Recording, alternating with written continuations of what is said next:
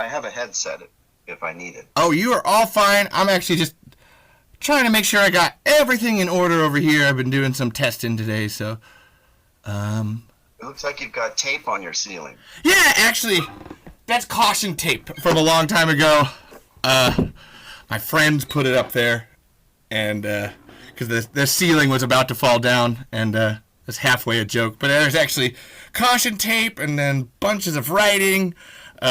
Like I said, the ceiling was coming down, the paint was crappy, so I just had my friends, hey, here's some markers. Just go to town, guys. So it's all my friends up there. If you ever happen to stop by here, you got to put your name up here too. So, haha. Oops, where did I go? There I am. Okay, good. Don't mind me. I am super duper freaking nervous. I didn't think you'd do this. Don't be nervous. I think we're the only two people in this. I've been on Zooms with like 30, 40 people. And that's like, yikes. It is awkward. I did a speech group. Somebody had a whole speech session that was just... Actually, I didn't get to say anything, but it was just like, oh man, there's so many people. Oh my God, I don't want to mess it up. Yeah, you're always nervous. It's like, okay, who's looking at you? And I'm not here. Can I turn the video off? I don't want to be seen. Yeah, it's interesting how people will come on with their video, and then after a few minutes, they'll turn it off because they realize their video doesn't stack up to all the other videos. Yes. That's actually why I do this part up here, is I have a halfway interesting background going on here. I like your blurred background. Where's Glenn? I just blurred. Where's he at? Oh, he's in another dimension. It's sliders. But yeah, I. So where are you? What state are you in? I am in Iowa, Maquoketa, Iowa. If you know where the Mississippi River is, I'm about 30 miles away from that.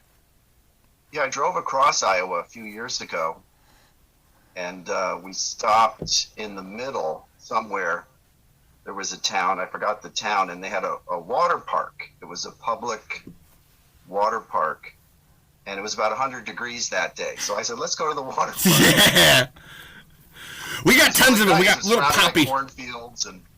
We got little water parks everywhere like that. That's we got to do something. I don't know. It's flat. It's flat in the rest of the state. It's very nice where I'm at, but the rest of the state's real flat. So I hope you enjoyed our water parks. On the east side, near the Mississippi. Yeah? Well, now I'm going to be wondering where you were. I'll figure it out. I'm in San Diego, so... Yeah, well, actually, please don't be offended that I researched the hell out of you. So, yes, you live in San Diego. If I'm correct, you're from Naples, Florida? Yeah, I grew up in Naples, Florida. Okay. And that's where my grandfather lived, and then my parents lived there, and we still have a condo down there. Ah, I thought so. Seemed like you moved to San Diego recently. Again, I'm really bad when it comes to looking things up. I will research the hell out of people, so. Oh, good. There's no test, so it doesn't matter. If there's some weird questions where you're just like, how the hell did you find that out? You can totally tell. You don't have to answer it or anything like that. We'll edit that out. Yeah. Post-production. I know how to do it. We'll clip it. But honestly, man, I gotta say, like, when I was doing this, people are gonna want to. Oh, Brent Maddock. Oh, but Glenn, man, you're interesting as hell, dude. Like, there's a whole like. I've got maybe about a third of this that's Tremors questions, but I got a bunch of them that's just like, oh, I'd like to know more about Glenn. Like, just, good. It's kind of weird. Don't mind me on that, but it's... on here, so this is the best you're going to do. Maddock. That's fine. That's fine. I know he's reclusive and he's doing his thing. We'll get plenty of information out of you. He is. He's hard to pin down for an interview, and his explanation is that he can't remember anything, so it's terrible. It's kind of funny you say that, because I've been watching the Q&As. There's a bunch of Q&As from the 30th and the 25th anniversary, and he kept saying that too, where he's like, I kind of know the answer to that question, but let's just give it to Steve Aron, because I'm not 100% sure. Yeah, because I'll ask him questions. People will ask me in the group, and I'll go and ask him a question. He says, I don't remember. That was 20 years ago or 30 years ago. So Glenn, you go research it and figure it out. That explains a lot. There is scant I information. do the research, and then he gets the credit. Now I see how him and Steve are able to halfway work together. There, it looks like Steve memorizes everything, and Brent does the funny bits. Steve's very much the detail guy, kind of the nuts and bolts, and he has a better memory. And Brent is more of the artistic, jokes, dialogue guy, and concepts. Comedy. That's what I was. Minutia, the details. He can't remember all that stuff. So. I remember a few things, but not everything. He's got an abstract mind. That's what, from listening to him, he's I don't want to use the word flip it, but he's very off the cuff. I don't know. He seems like he's if I'm wrong, tell me I'm wrong too. But he just seems like a very flowy kind of guy. Like he's not thinking much. He just drifts from one thing to the next, just real chilling out, man. And flow. He doesn't take anything too seriously. And he was born and raised in New York, so he has that kind of personality, mentality. Okay. It's very different from Steve, who is Midwestern,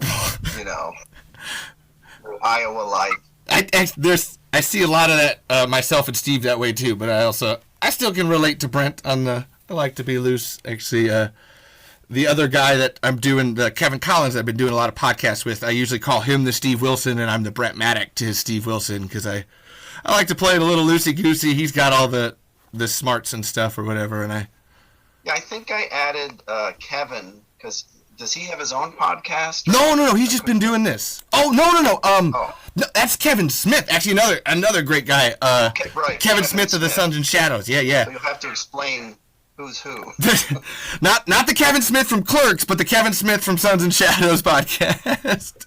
Right. I added him because he wanted to connect. Yeah, actually, I want to see you on. I was trying to figure out who that is. No, he's more on the Tremor Saga side of things. He's always retweeting and loving things. He's actually was my first guest, and then I just had him back for another episode too. The one that you laughed at, that guy in the thumbnail. Just really nice guy. Is he from Arizona? Yes. So what's really weird, you talk like him. You're kind of freaking me out right now because I'm just like, did I just have this conversation with Kevin, or is this Glenn right now? So no, this is definitely Glenn. I guess all of us Tremmies have a type. We all gravitate towards a certain nerdy weirdness kind of a thing. Yes, definitely. Well, okay. We're halfway started, so I'm just gonna. If you're listening, folks, this is the Talking Tremors podcast, and I have with me Glenn Maddock, Brent Maddock's brother. Yeah. And I gotta to introduce Glenn. If you don't know him, and maybe you'll be a little like, oh no, Glenn, I'm not sure about this. I was looking up Glenn on LinkedIn, and one of the things that somebody said about you was that Glenn gives 110% to people that deserve it, that don't think that they deserve it. You go out of your way to make things happen that other people don't think should happen. I thought that was a really both of the people that happen to comment on your LinkedIn. So if you go to your LinkedIn, that's what they'll say. I was like, okay.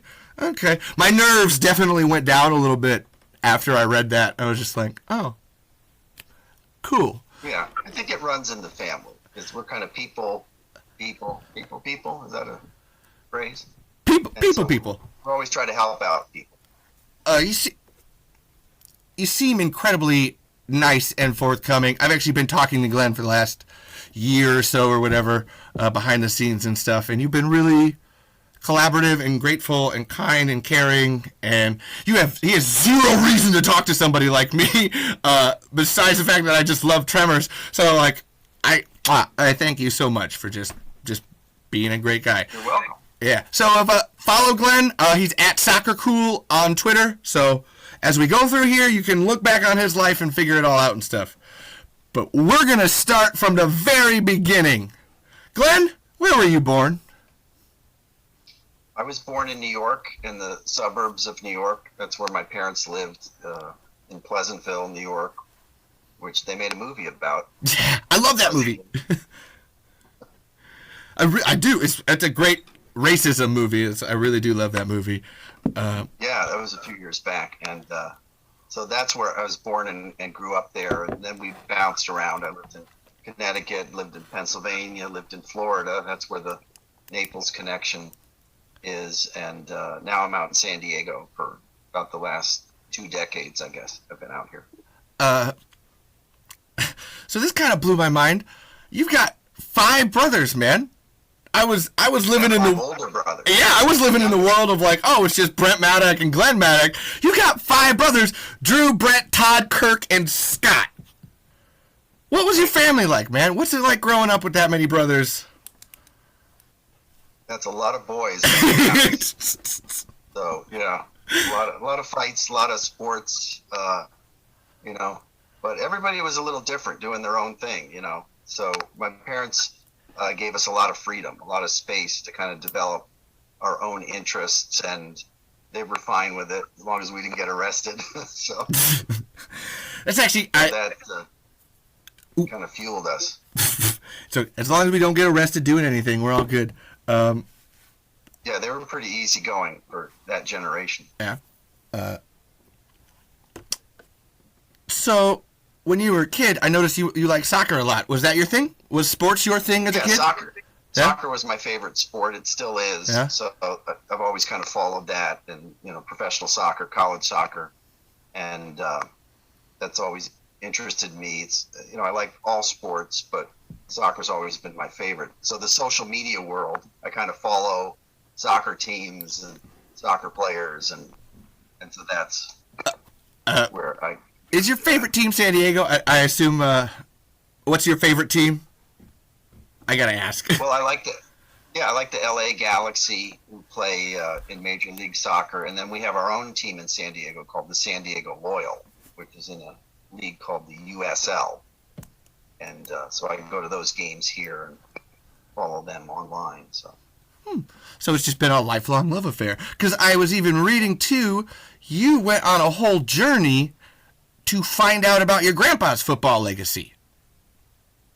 Yeah, my grandfather on my mother's side was a pro football player, which my mother kind of alluded to growing up. She didn't know much about it, so I thought, there's a project. I can research that, figure out who was he, what was his story, and because he died before I was born, so I never met him. I never got the stories, and I found out he played in the Canadian Football League and worked for a lumber company up in Winnipeg, Manitoba, and so it was a fascinating story, and I went and visited those places and learned all about him and his life, and so it kind of gave me the background of my mother's upbringing and all that. You a history fan in any kind of way, or was it just a family thing? Yeah, my oldest brother, who lives in Pasadena, is a history teacher, so we grew up with a lot of history in the family. Visited every battlefield on the East Coast. Oh, yeah, because you're moving. Okay. Yeah. So I've always been into history and researching things. Oh, okay. So, on that note, what was your first job? My first job was bagging groceries when we lived in Florida. I think I was 15, whatever the legal age was back then to have a job. So that was the first thing, bagging groceries, which I hated. And what was the first job you liked? The character builder. Yeah, I was gonna say, what's the first job you liked then? How about that? Yeah, after that one, I worked at McDonald's, which was another job I did not enjoy so much. But it was a good experience to, learn customer service. And but when I was in college, I got into human resources. Ah, there it is. Okay. So that became my career. I did an internship when I was in college. You do a summer internship, and it just happened to be in an HR department in Boston, and they offered me a job when I graduated, and I said, sure, I need a job. And so I just got into it. And so I enjoyed that because I like the people skills and the interaction and helping people develop their careers. And so it was just a fun pursuit that didn't involve a lot of math and science, which I wasn't particularly good at. So I feel you there, man. It's all right. yeah. As much as I love science, I'm no good at the math, so I'll always be screwed. Yeah, I'm fascinated by it. I know, right? But if you test me on it, I'm terrible. It's the coolest thing. I love to learn about it, but to actually execute it, I got nothing. Right, I'd never be an astronaut. Nope. I wouldn't make it. Watch them on TV, but I can't do it. I feel you. Yeah. Oh my God, we're bonding. I love this. This is connection. Yeah. I have so many, there's all those questions on there. So I'm just going through here, really trying to notes. speedline it. You probably want to know how I got involved with Tremors. Oh, I honestly know, Glenn. I said, I want to know more about you. I was like, so here's one. Speedboat or kayak? Kayaks. Yes, I like kayaking. I meant like, if you, speedboat or kayak. You know, again, I was looking Kayak. through your page, so you're a kayak guy. I am too, so that's where it's nice to float around. I feel like these questions are almost more important than the Tremors ones, because if someone wants to know who Brent is, they should learn about his family and everything that created that person. So, like, we'll get to the Tremors questions eventually, and quite frankly, I want to make the podcast audience work for it. They don't get the Tremors facts early. No. They're going to have to learn about you if they want to find it out. That's how I roll. Don't mind me. Let's see. Ooh. On a halfway note of that, Brent was talking about when you were kids, he used to do videos and puppets and plays and stuff, and he said that he made his younger brother act up and do characters. Is that you? Yes, it probably was me. I helped him out with lots of his projects, mostly in the 70s, I think it was, or early 70s. And he had one of those little, I guess it was a Kodak 16 millimeters, what he was saying, yeah. camera. And so he would shoot those home movies, and I would participate in them. That's why I had to ask. The way he said it, I was like, so he made his little brother have to... I'm going to need to see what Glenn's perspective on that one was. Yeah, it was, as far as I could remember, it was mostly running around the backyard and, just being goofy. Kids being kids. Yeah. This actually is a question that comes from our fans, and they have to know, what does Glenn Maddock know? I'm just kidding. That question was from you. Well, the funny thing is when I talk to different Tremors people, not just my brother, is everybody has a small piece of information that they remember, and then a bunch of stuff they forget. And so you have to talk to lots of different people to piece it all together. If it wasn't for the full story. If it wasn't for this thing right here, man. Right. Like, it is so, okay, like, that person said that, and that over there, I've got to, cross-reference, double-check. Whew! So thank you, Jonathan Melville. And again, everybody should buy this thing, The Seeking Perfection. He did a great job with that book. And what was great is he kind of pieced together, Brent would remember one thing, and Steve would remember something different, and then you put it all together, and you get the full story. Weirdly enough, as we were talking, it's the Steve is the memorized detail person and Brent is the flowy person. You get all of the character stories and actors and crew, the way that things kind of happen behind the scenes from Brent, and then you get the actual, this is how the take happened and what we were doing and the mechanical effects from Steve. Right. And you're like, it's where they talk about their partnership is really both of them, and whatever is coming to the table that we love about Tremors is both of those guys, and it's very... Yeah, you know that. Put the two together and you get the full spectrum of the story. It's not just one little piece. And so that's why it works so well.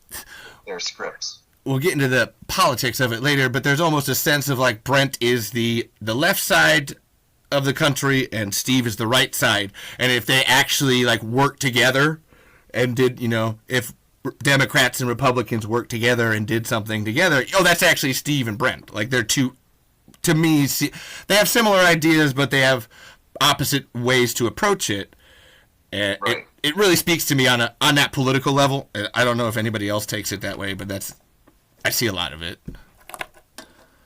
Yeah, they partner well together because they bring different things to the table.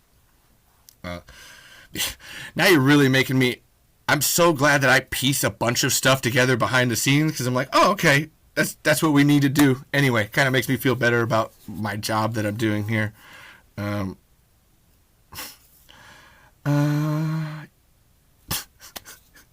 Okay, I'm gonna do some weird ones.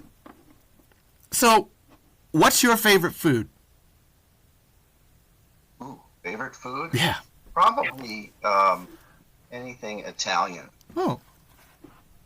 Different pastas and. I imagine I grew up eating Italian food. Is that the New York? That's what. My mom's from New York, so that's where we actually have a big Italian in my life too. So that's where I love the Italian too. I remember as a kid going to lots of Italian restaurants, and so I just have an affinity for that. For Italian, all right. What's your favorite music? Probably classic rock, Yeah. because my older brothers listened to it extensively when I was a little kid, so I just kind of absorbed it. I feel you. My dad did that to me, actually. I'm a huge classic rock fan because he just listened to it all the time. Yeah, it's what I would hear on the radio when I'm sitting in the back seat of the car. So, like, what is this band? Who are they? You're not driving, Glenn. Shut up. You're going to listen to what we want. Yeah. What's your favorite TV show? Boy, that's tough today. There's so many shows. I do like Curb Your Enthusiasm. Okay. That's one of my favorite shows. Just because I like that style of humor. Yeah. I've caught clips of it, so I haven't fully. Now I gotta watch Curb. Everybody's gotta watch Curb. Yeah. I think it's HBO, but it's probably in syndication. Yeah. No. So. I like Larry David as a comedian, so that's where I need to get into that. That's really funny. And then hop, skip, and a jump to what's your favorite movie? You don't have to say Tremors. Like, that's perfectly fine. Like, that's all right. That's a given. I know, right? But, I grew up with all the science fiction movies, Star Wars and Star Trek, and so I have a affinity for Star Wars and all those films. So that would have to be at the top of the list. Okay. Like I said, this is very informative to me. I might be making more questions as I go here because it's just like, okay, all right, didn't know that. Follow-up question. That's important when you're in. Yeah. Keep going. So what makes you laugh? Um, I know you're like, hold on, existentialism here. I'm fine. Yeah. A lot of things make me laugh. A very creative joke makes me laugh. Something that I never would have thought of.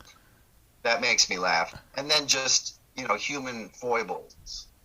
Somebody doing something stupid that's completely out of left field makes me laugh. Like every day I see people doing goofy things. It's like, what is that guy doing? What's going on?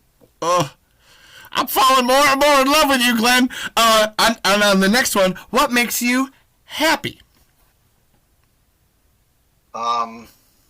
Just, doing good things for other people makes me happy.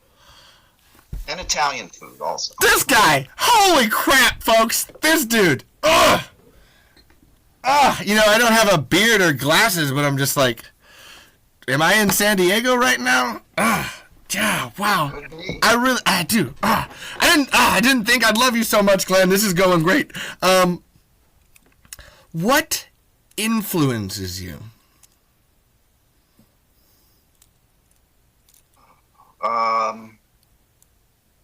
That's a good question. What influences me? I guess people who we would consider role models, who've been successful in life, and so I like to study. Well, what did they do? What was unique about them that made things work out? So those would be influences, and then different causes that I believe in, and want to help the environment, or whatever the cause is an influence, because I look for ways I can participate and contribute, or at least just get the message out and help that issue. It seems like your big thing is helping. You're Yes. You're a helper. That would be my But all of your answers, just like, damn, no wonder I love you so much. It was, what's your, okay, and last one on this existentialism. What is it do you love about being alive? Better than the alternative. True. In these days, there's so much available for us to do. There's so many adventures that we get to go on. So I think that's one of the motivating things in life is, what are you going to do next? What's the next thing you're going to tackle? What's the next adventure? How much can you get out of life, while you're here? And on that, what do you want to get out of life? That was actually a last question, but I'm going to flip it up front. What do you want out of, what, Just, everybody talks about bucket lists, and I don't think you want to make a list. I just think you want to keep doing it, as long as you enjoy it. Yep. Till the very end. And so as many adventures as possible. I love to travel. I love to find new cultures and meet new people, and so just keep doing that. You're almost living your own movie, your own TV show, it sounds like. You are not, you're the main character, but you're just, what's a new episode? What can I do? What's that thing that you can grab a hold of? Oh. Yeah, if I was in a movie or a TV show, I'd be that sidekick guy, who's got the equipment that's needed, or he drives the truck, or I'd be the sidekick. I wouldn't be the star, but you're the Larry Norville. You're our Grady Hoover. Yeah. And I, as a Larry and a Grady myself, it's an important job, man. Like it is. You got to have it. You got to have backup. It's really, really important. Well, you can look at the stars all day, but sometimes those of us on the bench do a lot more than we realize. I mean, that's why they give Bert a sidekick in every movie. The character doesn't work by himself. He's got to have the sidekick, even if he doesn't like the sidekick. Yeah, that's kind of, but that not liking him is kind of what makes it good, though. Like I can't. Right. It's the conflict makes it fun. Finding out that person that you thought was annoying is actually really handy and useful, and you're just like, well, I'm gonna change my preconceived notions. Yeah.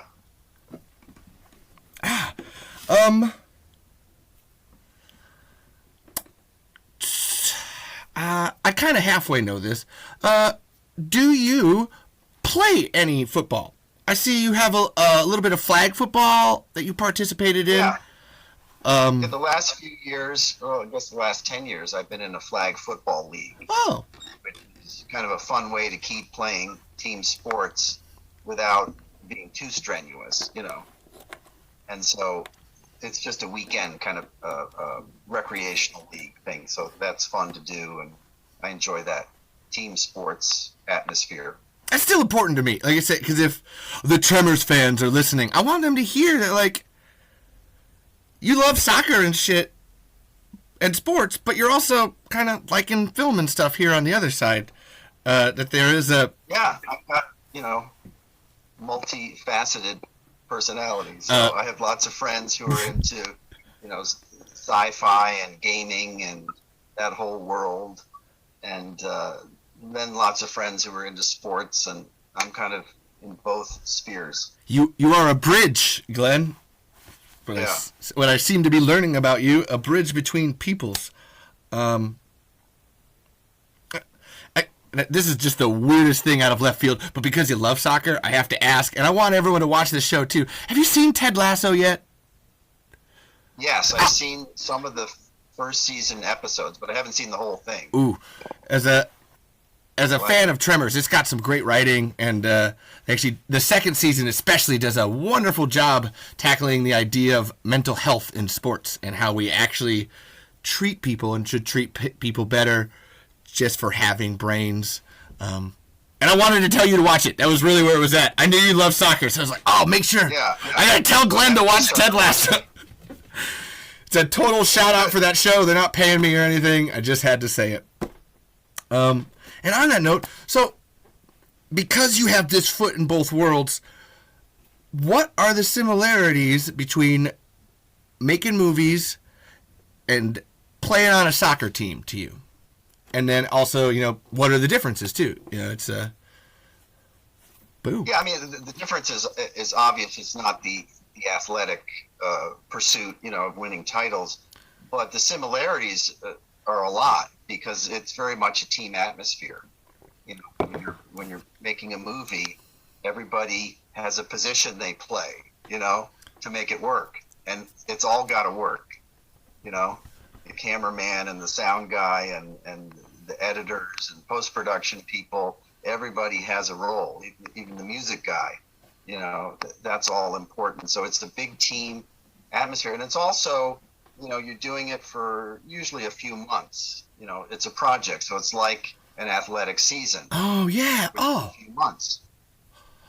So it's kind of the same. You got to bring the team together. We're going to be at this for 3 or 4 months, maybe 5 months, and we all have our roles, and everybody has to execute. And if you're not doing a good job, you're going to get replaced. So it's a lot like sports. Oh wow! Even down to your storyboarding beforehand, you got to write your script on the marker board and find out where everybody needs to go and which directions. Right. I'm actually glad I asked that question. The director on the movie is like a quarterback on a football team. He's the key guy, but if everybody else doesn't do their job, then it doesn't make any difference how good he is. If there's no one for the quarterback to throw to and catch the ball, who cares? If they don't block for him, then he's screwed. Yep. If they don't catch the ball, then he's screwed. He gets blitzed. And on that note, would you rather make movies or would you rather coach soccer or coach a sport? Well, I have coached and I enjoy that, but I would love to make movies because that's something that I haven't developed a talent for. So it would be more of an adventure for me to do that. And it's harder, it's really hard to get a movie made or a TV show. If you get anything made, it's very, very hard. And so I would love to do that. I would love to be more involved in that. And a little dabbling I've done with Tremors, kind of whets your appetite to do more. You got the bug, as it's called. Yeah. Honestly, I thought you were going to say coaching. That's really okay. Wow. Oh, I love that too. No, I know. I was just trying to. You're offering me something that's really hard. That's why I had to ask. Done. So of course I'm going to take the hard thing. That's where it's interesting to learn about your character, though. That like you choose the hard thing over the easy thing. The thing that challenges you makes you better in the end. Which is we should all do that. That should. Right. Why not? And if you fail, you go back to the first thing. Yeah, right? That's kind of what you were saying about the living life. You're gonna try everything. You're gonna fit into all the corners and go here and do that, and because why not? Yeah, why not? You only get one life. Live it. Oh wow. No, I totally thought you were gonna say coaching. That was okay. Cool. You know what, Glenn? I guess we'll have to find a way to work you in somehow. All right. Whenever that happens. No winking. This is just an off the, like I said, I have all these questions here. What upsets you in the world of sports? I see you get, there's a lot of, I know some things, like there's the FIFA scandal and stuff that happened. what makes you mad about what's happening in sports right now? Well, there's a lot of things that make me mad. Go through them all, man. I want to hear them. I think that it's become so corporate, and money is driving so many of the decisions. It gets away from fans' love for the game, where, when I was a kid growing up, you didn't think about how much money, the guy's making, or what the budget of the team is, or who the sponsors are. You could care less about any of that stuff. It was just the game was fun and you wanted your team to win. And we've gotten so far away from that lately. And you saw it in baseball with the strike or the lockout that they had. And, it's just that money dominates so many of the decisions that I think it kind of undermines the fun of the sport. It makes it harder to get kids to engage in it, and that's one of the big problems in sports today is fewer and fewer of the fans are little kids, and they're teens or, 10 years old or whatever. That is shrinking, that fan base. They're doing other things with their phone and video games and whatever they do. And so that's going to be a problem. What's going to happen in 20 years when those kids aren't interested in sports? You're going to have a bunch of 70, 80-year-olds still watching. So I mean, it'd be interesting, but it probably wouldn't be as fun. Yeah, I don't think it's sustainable. So I think that's the biggest problem in sports is how it's so dominated by big money. And, money. Every owner, I think, in baseball, maybe football, are billionaires now. Not millionaires. They're all billionaires.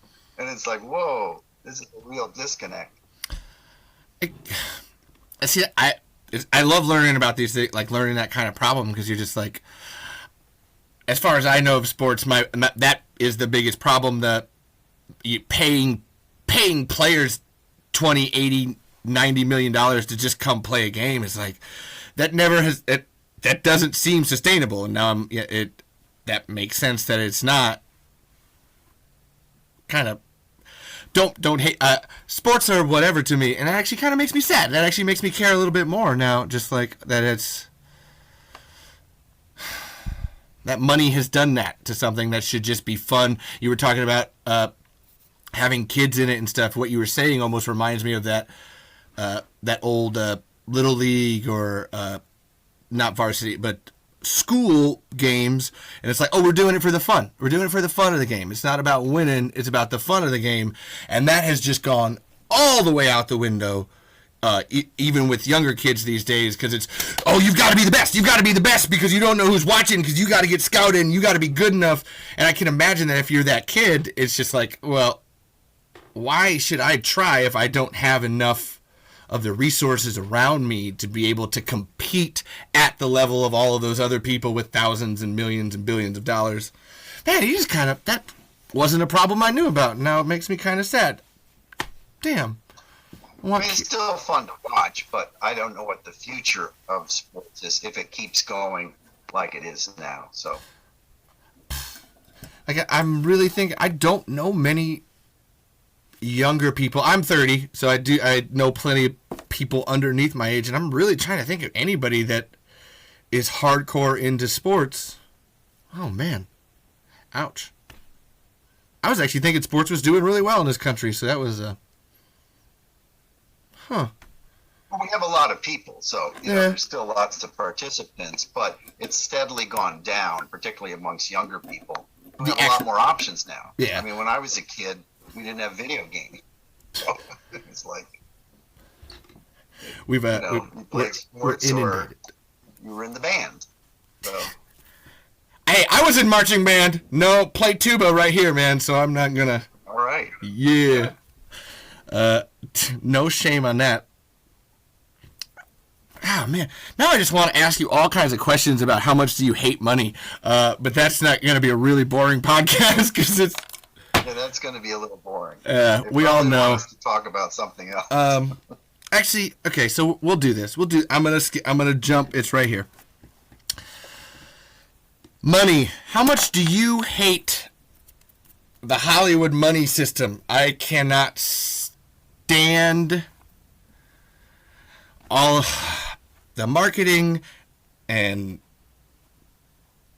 almost like now that you're really thinking of it, it is like sports. And I'm just like, yeah, how could you be a kid watching movies and ever think that you're going to get into movies when everything is billions and billions of dollar franchises? Oh. Yeah, I think the major studio system is the big problem today because it's so corporate driven. You can see what they're doing. They latch on to whatever franchise, Marvel, whatever it is, and they just keep regurgitating the same thing over and over again. They don't care about original content and new stories. I mean, of course, they have little artsy divisions. You've got your Nolans and your Tarantinos, but outside but of that. it's a small little niche. Yeah. It's not the broad studio system like it used to be that you saw in the 70s and 80s and into the 90s. It was still kind of there, and then it's sort of all of a sudden, maybe it was the internet. I don't know what it was that happened. Maybe in the late 90s when all these kind of mega franchises exploded, and now if we don't have a new superhero movie every week, what are we going to do? How do we survive? Oh man! How many more superheroes are left? I don't know.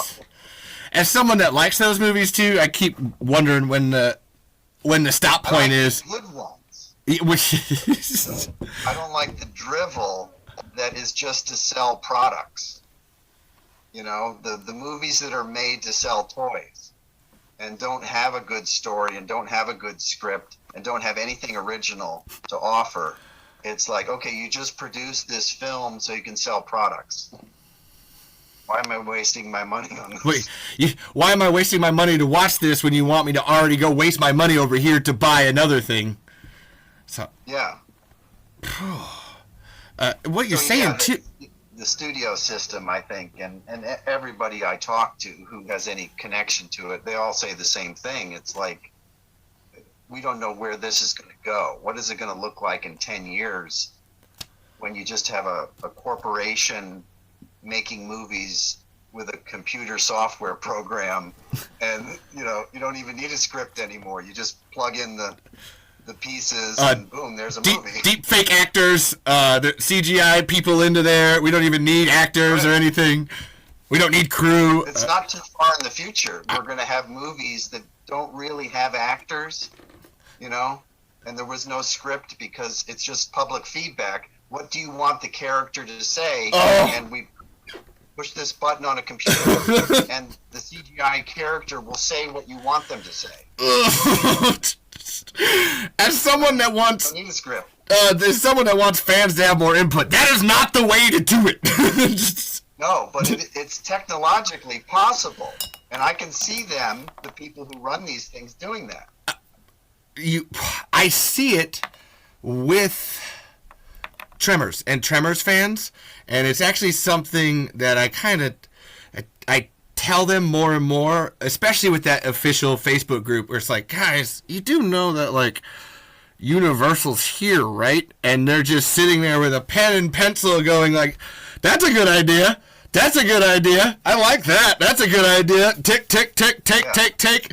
And I'm just like, yeah, because there's lots of people that have great ideas on there. And I'm just like, shh, don't stop it. Like, I posted some of mine on there, and I was like, yeah, I'm going to stop this now, because I don't 100% believe that there's not someone back there, like I said, with a pen and pencil, just like, we should kill Burt Gummer, because it would be awesome. Sorry, that just always makes me mad. But you can feel that algorithm. I'm curious if some fan had suggested that. I honestly, like, because where did they come up with that idea? I mean that. I truly mean that. Because I go through and I trawl the Facebook page. I trawl every single thing that has Tremors on it, and I always start from the beginning. The first time somebody said something, and it's there. I haven't seen it yet, but I'm pretty damn sure that somebody suggested the plots for 6 and 7 at some point, because I know 5 was made off Stampede, but I feel like a fan suggested, oh, what if graboids went to the Arctic? And then another fan said, what if graboids were in water? Oh, they say that all the time. What if they were on an island? And Universal was like, yeah, what if they were? Don Michael Paul, write this! And just take it away or whatever. Right. And on that note, so, like, we're talking about that. Should that kind of thing, should Hollywood survive underneath that system? And can it survive? Yeah. I mean, I don't want it to personally, but should it? Like, should that, or should we just put the stop button on it now and just end it all? Yeah, well, in the current form, I don't see how it can survive for too long, because the public is going to want something different, because they always want something different at some point. But the question is, can we get back to what was working before, where you valued the filmmakers and the screenwriters, and you created original stories, and you would cast a movie with a bunch of people you've never seen before. Oh, it's always the best. I love unknown actors. Don't mind me. I always love seeing people I don't know. One of the things I love about the first Tremors is that I've never seen Finn Carter in anything else.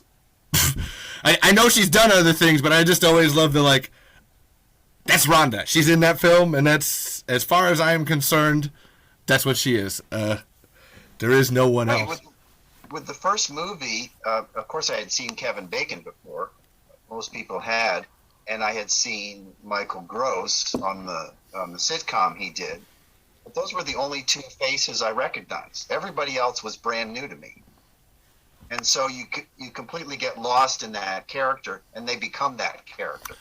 Yeah, because you don't have any other point to go off. Because you're right. Like, for me, I have Kevin Bacon is Ren in Footloose. Actually, that was where I first saw him. And I've seen Fred Ward in enough other romantic comedy movies that I can kind of see him there. But for me, I didn't watch Family Ties. So Michael Gross is Burt Gummer. I don't have any other reference for him outside of that. I know I've actually seen lots of his stuff since then, but it's just been like, oh, you are that person. That's what you get when you cast unknowns.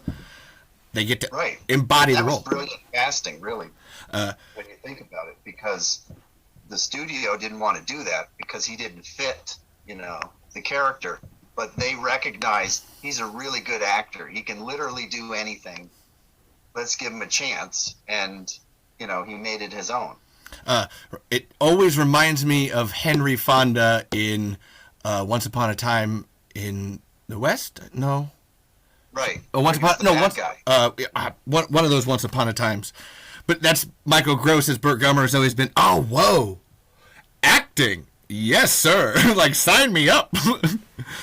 Yeah. And really, actually, this is the sentiment that I see on the internet, is that what seems to be the problem, and actually the way that we're talking about the money here, is that let's not give $100 billion to a movie. People will be like, oh, I want a big budget reboot of Tremors. And I always have to chime in, I would just like a regular budget of Tremors. Like, let's give Tremors, let's give it $20 million. Not 10. And we've lost the in-between movies. I think that's what we're both talking about here, where it's, that's what we're missing, is there are those movies that are made for maybe $100,000, your student films, Asylum, we're going to put it out on DVD. They don't cost anything. And then there's a $105 billion fair over here with every single person in it. And there's nothing in the middle. That is the biggest movie, like, people that love movie complaint is just like, I would love to have some $10 million, $5 million, $15 million small budget movies again that felt more connected. It's what I love about Stampede stuff, is its smallness makes it almost feel bigger. You get a lot more out of it because you have to really think about things. It's what makes Tremors so freaking good, is when you're like, oh, that practical effect, that's just a buoy in the ground that they drag with some dirt. Or, oh, that's just an elevator. That's just just the simplest little things. You're like, damn, man, like, we don't need hundreds of millions of dollars. We just need a proper budget that actually gives time to those kinds of things. I guess I'm getting a little mad as I talk about that. Just like, yeah, man, let's make a $20 million Tremors. Let's double the budget of the first one and just make a $20 million one.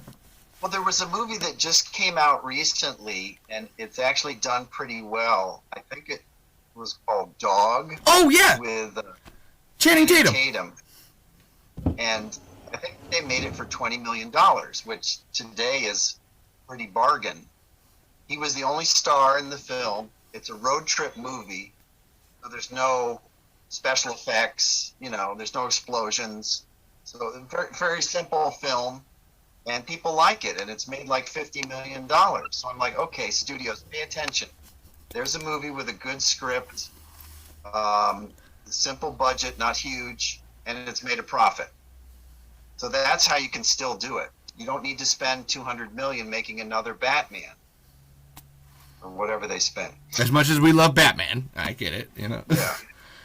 Yeah. Oh man. So no, the answer is no. It can still be done.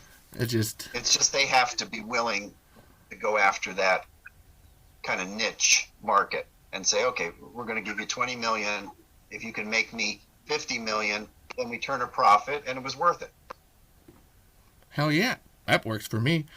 Okay. All right, we're gonna roll into some Tremors questions now because that starts to work for what we're doing. What was your role through 1, 2, 3, 4, and the TV show? Just take me through, and I'll remember and I'll ask questions as we go here, but I just want to, let's hear from Glenn for a little bit. What was your role on Tremors, on all of them? Get the coffee. It's important, man. Don't. I visited, because when the original Tremors was made, that was, I think, summer of '89. I was in college, so I visited the set that summer just to see what was going on. And I stayed with my brother at the hotel up in Lone Pine, and would go out to the set wherever they were shooting and just kind of observe and run around and get things for people. So there was no job. It was just, you were gophering. His brother is on the set. If you need some coffee, some coffee. And, it's important, man. Don't diss it. The Tremors 2, when was that shot? I think that was 95, came out in 96. And again, I visited that set because it was during the summer. For some reason, they always shot these in the summer. And so that was fun. Tremors 3, again, I visited the set. It was shot in the summer. My brother was the director, so I wanted to see him directing. And so I spent, I don't know how much it was, a couple of weeks with them when they were shooting. It was incredibly compact shooting schedule for that 25 film. days, They had to get everything done. Yeah. You had to do like 2 days of shooting in one day. Yeah. So they would start shooting at 6 a.m. and they would finish about 7 at night. And then they'd get a couple hours of sleep. It was crazy. I don't know how they pulled it off, but they did. Actors. And so that was fun. And that was done just north of Los Angeles. I forget what the town was where they shot that, but it was up near where Six Flags Magic Mountain is, the amusement park. That's where they shot it. And then what was the next thing they did? Oh, the TV series. That was shot down in Rosarito, Mexico. And I didn't actually go on the set for that one because Brent was up in Los Angeles. I went to Universal Studios where they had their office because they were shooting the TV series down in Rosarito. Yeah, they were in Mexico, and they were writing in studio. And then he was up doing the scripts as fast as they could. It was crazy. And he had a team of writers too. It wasn't just him. And so that went by pretty quickly. The TV series. It was weird with the TV series because when they shot the final episode, they didn't know it was canceled yet. They found out I think it was at the wrap party. That's what I thought. Yeah. They have a party when you're done shooting. the end of a movie or the end of a TV show, and I think they found out at the party Yeah. that, oh, you're not coming back. Yes. I remember that from the Seeking Perfection book, actually, and it was really just like, ow. I mean, just ow. Kind of, yeah, ow. There's a lot of bullshittery there, too, that you know about, so it's just, that's just the way really... it was handled was terrible. That's what I mean, to do that to, like, you film your last episode, and you're partying, and yeah, it was a great time, you're canceled. Yeah, we had fun. And now you're out of work. That's... See you later. I gotta ask... And then Tremors 4 was shot about the same time. It was the same time. It was literally... I didn't get to go to the set on that one. Yeah. Steve was doing that up, again, north of Los Angeles, in the kind of semi-desert locale that they used. And that was a very tough shoot because the series was still going. You know the story. Mm-hmm. And they were trying to, go back and forth, and you had a different crew doing the movie while you had a separate crew trying to complete the TV series, and it was just very awkward timing. But I thought it came out pretty well. It was super low budget. I mean, that had to be the lowest budget of all the movies. So it's amazing that they were able to make a Western. It's actually my favorite of all of them, too. So I'm absolutely shocked at what they did with so little on that one.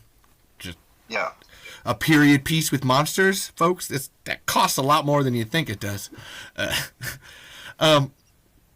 I swear I've seen your name on the credits as a producer on the TV show. Have you seen that?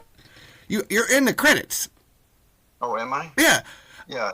I don't know. Maybe that was a gift. No, I swear I had to. That's where I was like, was the TV show the one part that you maybe had a hand in? Because before I ever met you, this was like 2 years ago. I was rewatching the TV show, and there's Brent Maddock comes up, and Glenn Maddock. Oh yeah, I wonder. I bet that's a guy. Wait, Maddock, Matt. Wait, is that guy's brother? Hold on a sec. Oh, let's look up the IMDb. Oh man, it is. So then, so that's right. You're in the credits. I noticed that. Maybe it's there, but I'm grateful. I'm gonna have to take a picture. Or something. I don't remember. You were definitely in the credits, because then I felt even more stupid when I first talked to you, and I was like, man, I know a whole bunch about Tremors, and you're second in knowledge to Tremors to me, and then I found out that you were fucking Brent Maddock's brother, and I was like, oh, I'm a jackass. Oops. I have an unfair advantage. I know, but it's just I'm kind of autistic and just, oh wait, that last name. Oh, that last name's also the last name of the other person. Uh-oh, crap. I actually did the same thing to Michelle Wilson. She was on Twitter. Did you talk to her? I was talking to her on Twitter, and she was like, yeah, I met my husband on the set of Tremors 4, and she put up a picture of her and Michael Gross and then this other guy with some glasses on or whatever, and I was like, oh, well, that's interesting, and then I'm talking back and forth. Wilson, yeah, Steve will tell Steve. Wait, Michelle Wilson? Oh, let me look back at the. The guy with the glasses is Steve. Oh shit! Oh no! Oh, I know who you are. Oh man, I felt really bad. So that's where. Don't be offended if I don't know who you are. I promise I really do. I just gotta put the pieces together. Yeah, there's a lot of people involved. I know. Straight. It's last names are hard. Yeah. So your role is just you love your brother. It seems like that's what I'm getting. Right. I just came to support him and help out and kind of get behind the scenes in the movie business, see what was happening and what's involved. I remember on the original Tremors, which they shot up in Lone Pine, I think Bobby Jacoby played Melvin. I think he was the same age as me, or he still is the same age. Oh, wow. We used to go swimming in the pool together at the hotel we were staying at. Wow. There weren't any other kids there. No. I mean, it was him and... Ariana, and she's way younger. Yeah. And she was much younger, and she wasn't interested in him. So that was my connection, because he was about my age. So we would hang out. And So you're a little Melvin. Okay. Yeah. That's very I always important. rooted for Melvin. I liked the Melvin character because he was misunderstood. That's why I appreciated him. I like to point out to people when they're like, oh, Melvin sucks and Melvin should have died. That it's like, that's kind of. They always dump on Melvin. Yeah, and they do. And I'm always.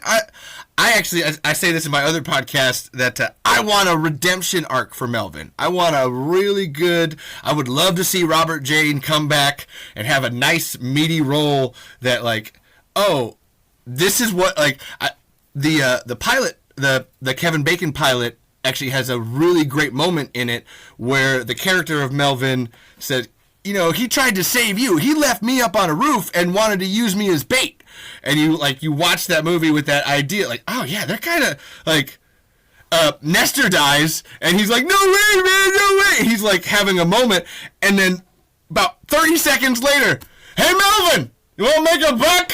Hey, yeah, eat it. He's just like, that's really offensive, guys. He's kind of shitty, but he's a 13-year-old kid, and he just watched that guy die, and you're just like, hey, you want to go run and be a sacrifice for us? No wonder It's funny. There was so much potential that you could develop with that character, and they started to do it with the TV show. He was in Tremors 3 briefly, and then they had him appear a couple of times in the TV series. Melville. And I think that if the series had continued, you would have seen that story arc to watch of him. I would love to see because to get that redemption arc, you got to have a little bit of hate in it. To watch Melvin try to screw over the town for Melville, and then realize, oh no, I actually do love these people and they do care about me. Oh, I need to be a better person, and then get a redemption arc out of it. Because I would love. I think the person that would 100% be able to do it to Melvin is Nancy. If you're a fan of Tremor, I feel like she has been there since the beginning and would just be able to be like, Melvin, as much as we hate you, like, we don't want you to die, and you're just doing all of this because we messed up. We were the adults in the situation, and you were the kid. We probably should have been a little better about that. Yeah, I think you would have Melvin. You put him in a catch-22 situation where he either saves his business or he saves a person that he knows. What does he do? Yeah. Of course he has to save the person. And the business falters. But that struggle, I'm going to, hold on. And then you see the humanity in him. That yes, it's all about business, but he really does care for He cares. people. Actually, I'm going to write that down. Melvin has to make a catch-22 between business and... Yep, we'll write that one in. Actually, that's a really good... Yeah, I am jokingly, but... Yeah, if there had been a second season of the series, they would have done something like that, where you bring Melvin back and you warm him up a little. Yeah. He's not so money grubbing. Yeah. You gotta have a little humanity to a character, otherwise it's flat. Wow, got more out of that than I thought I would. So how in the hell did you become the head of all the Tremmies? Like, you seem to be our de facto leadery person here. How the hell did you stumble into that? It doesn't seem like you were trying to. My tech savvy is I kind of got into all the different groups that there were around Tremors, and I think it was probably the 25th reunion, which they did in LA. They were trying to organize it, and I realized that the people at the top didn't really know about all these fans that were out there. They didn't know how to connect with them because they weren't social media savvy yet. And so I said, well, why don't I work on that and try to connect people? And so I started inviting people to this reunion that they wanted to have in LA for the 25th. And more people started responding, like the sci-fi magazines and I think it was Famous Monsters. Famous Monsters. And so they got involved with it, and that started the ball rolling. And I realized that, last time I checked, I think there's 20,000 people in all the different Tremors groups. It may be bigger than that. Because there's 11,000 in the official one, 30,000 in the Burt Gummer one, 6,000 in the franchise fans, and then there's 200,000 that just like Tremors on on their Facebook page. So it's a big pool of fans all over the world. And I said, you know what? If we can connect these people and let them know what's happening, you're going to get a lot of participation in this stuff. And so for that LA reunion, which was the 25th that we did, I have something up on my wall about it. And where is it? I got it up here. Tremors. Oh, VIP. Tremors VIP, and we had a private screening. That was the 25th reunion we did, and there was a huge turnout for that, and it went really well. And we got a bunch of the cast and crew that showed up, and that kind of fueled everybody's fire that, there's more life left in this than we thought. And so immediately they started saying, we got to do something for the 30th, because 30th was coming up. And so it was decided that they wanted to do it back at the original location in Lone Pine, which I was kind of, who's going to drive all the way up there? Nobody's going to go to that. And I said, do it in the summer, because that's when most people, they're out of school or whatever. They can go on family vacations. They said, no, the actual anniversary is in January. Let's do it in January. I said, nobody's going to want to go in January to this remote little town. That'll never work. And if we hadn't done that, the pandemic hit in March. The reunion would never have happened. Oh, wow. I've actually been trying to line that timeline up because it's 2020. Oh, wow. Oh, wow. Right, so the reunion would have been canceled. There would have been no... none of that. That's Gummer, Kevin Bacon showing up by video. None of that would have happened if we had waited and the pandemic hit. So we got it done in January, right before everything happened. And it was a tremendous success. I helped organize it up in Lone Pine and invited everybody. Yeah, I saw you asking questions. Yeah. I got all those actors who couldn't make it to do videos. Oh. I said, just make a TikTok video or, whatever, Instagram video for us. And they did it. The only one I couldn't get was Fred Ward. So that was frustrating. He is forever elusive. I contacted people, but he has a lot of layers of people. But yeah, it was interesting because it was a huge success. I mean, we could have had 500 people there if we wanted to. If we had to limit it, because their movie theater they have, I think it only seats 100 or 110. And so they said, well, we can't have 500 because there's no place for them. So it was a tremendous success. We got to do an outdoor screening. And that got everybody really charged up about it. And that's what fueled that next movie that came out, the last one, that was, what was it called? Shrieker Island. So the studio was very jazzed about this reunion. When they saw how successful it was, they were like, we got to get this movie out. So there was some benefit to it. That seems like a really dumb decision there. Hopefully, if you're listening to this, you've watched Shrieker Island and you know the spoilers of the ending. That if you go, oh yeah, there's all these people that love Tremors, let's make a movie where we kill our main character?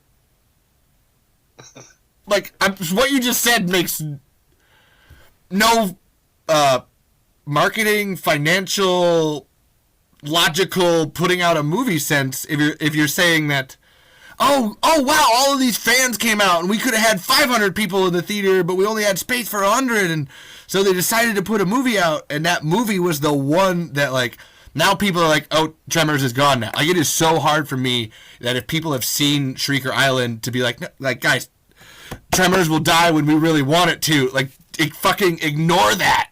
It's not it's not the end, and it doesn't have to be. And now I'm just like, why would they do that? You don't have to answer. I'm really confused now. Just like, why would you see how much fans love something and then turn around to almost spit in our faces and be like, haha, that guy that you love so much is gone now?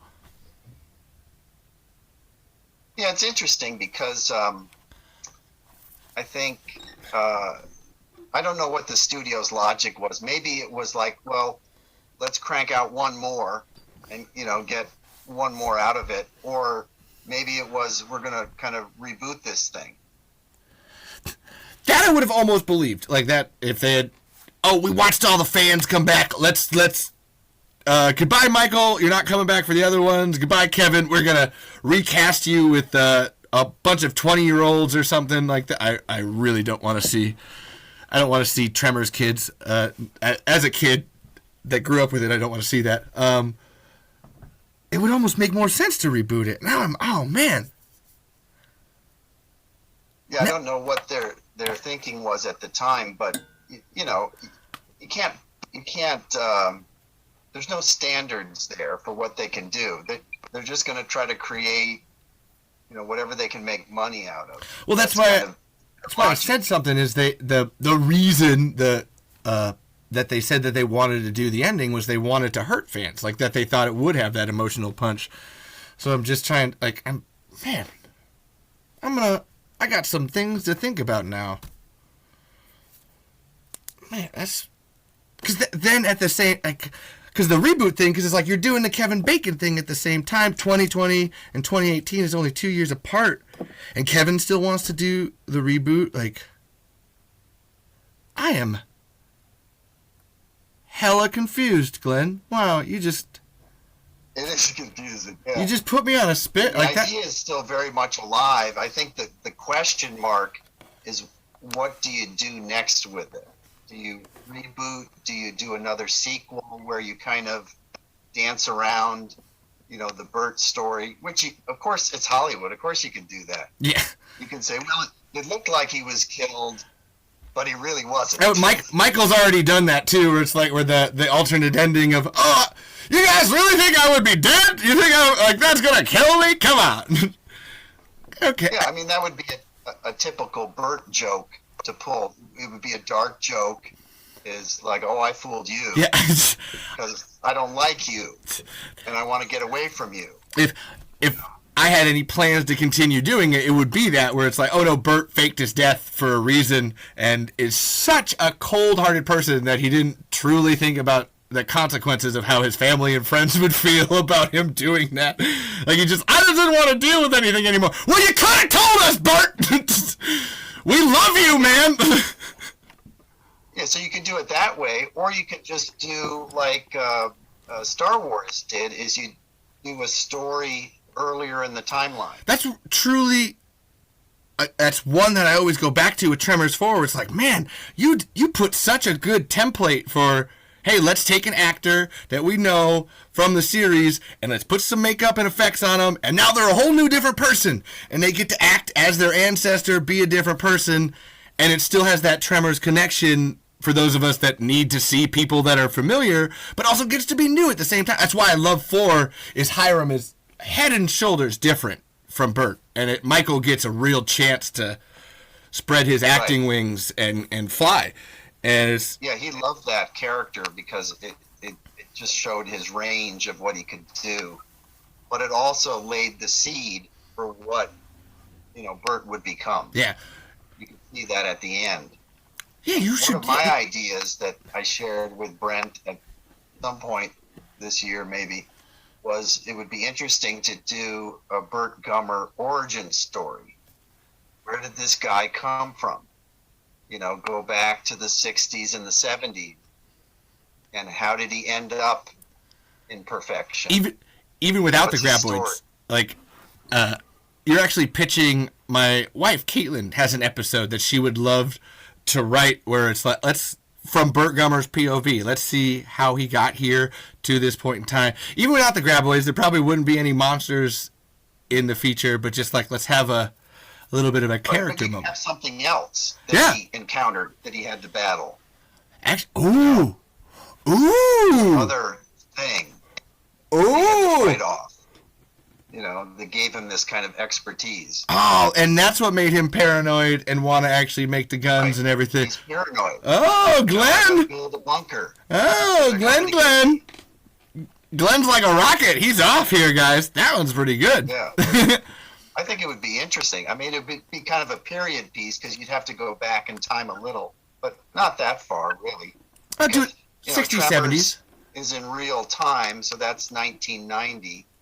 So maybe if you go back a decade or two earlier, maybe where he meets Heather, they buy the land out in Lone Pine, or did they buy the land? Maybe they inherited it. I always assume they inherited it. That's 4 for you. That's right. Like, put the pieces together. People are like, but why did Bert say that he chose this place because of geographic isolation? You don't move back to places where your family's from, folks. Like, everybody does that. Like, that's how you were kind of talking about it, like moving around everywhere, going back to family.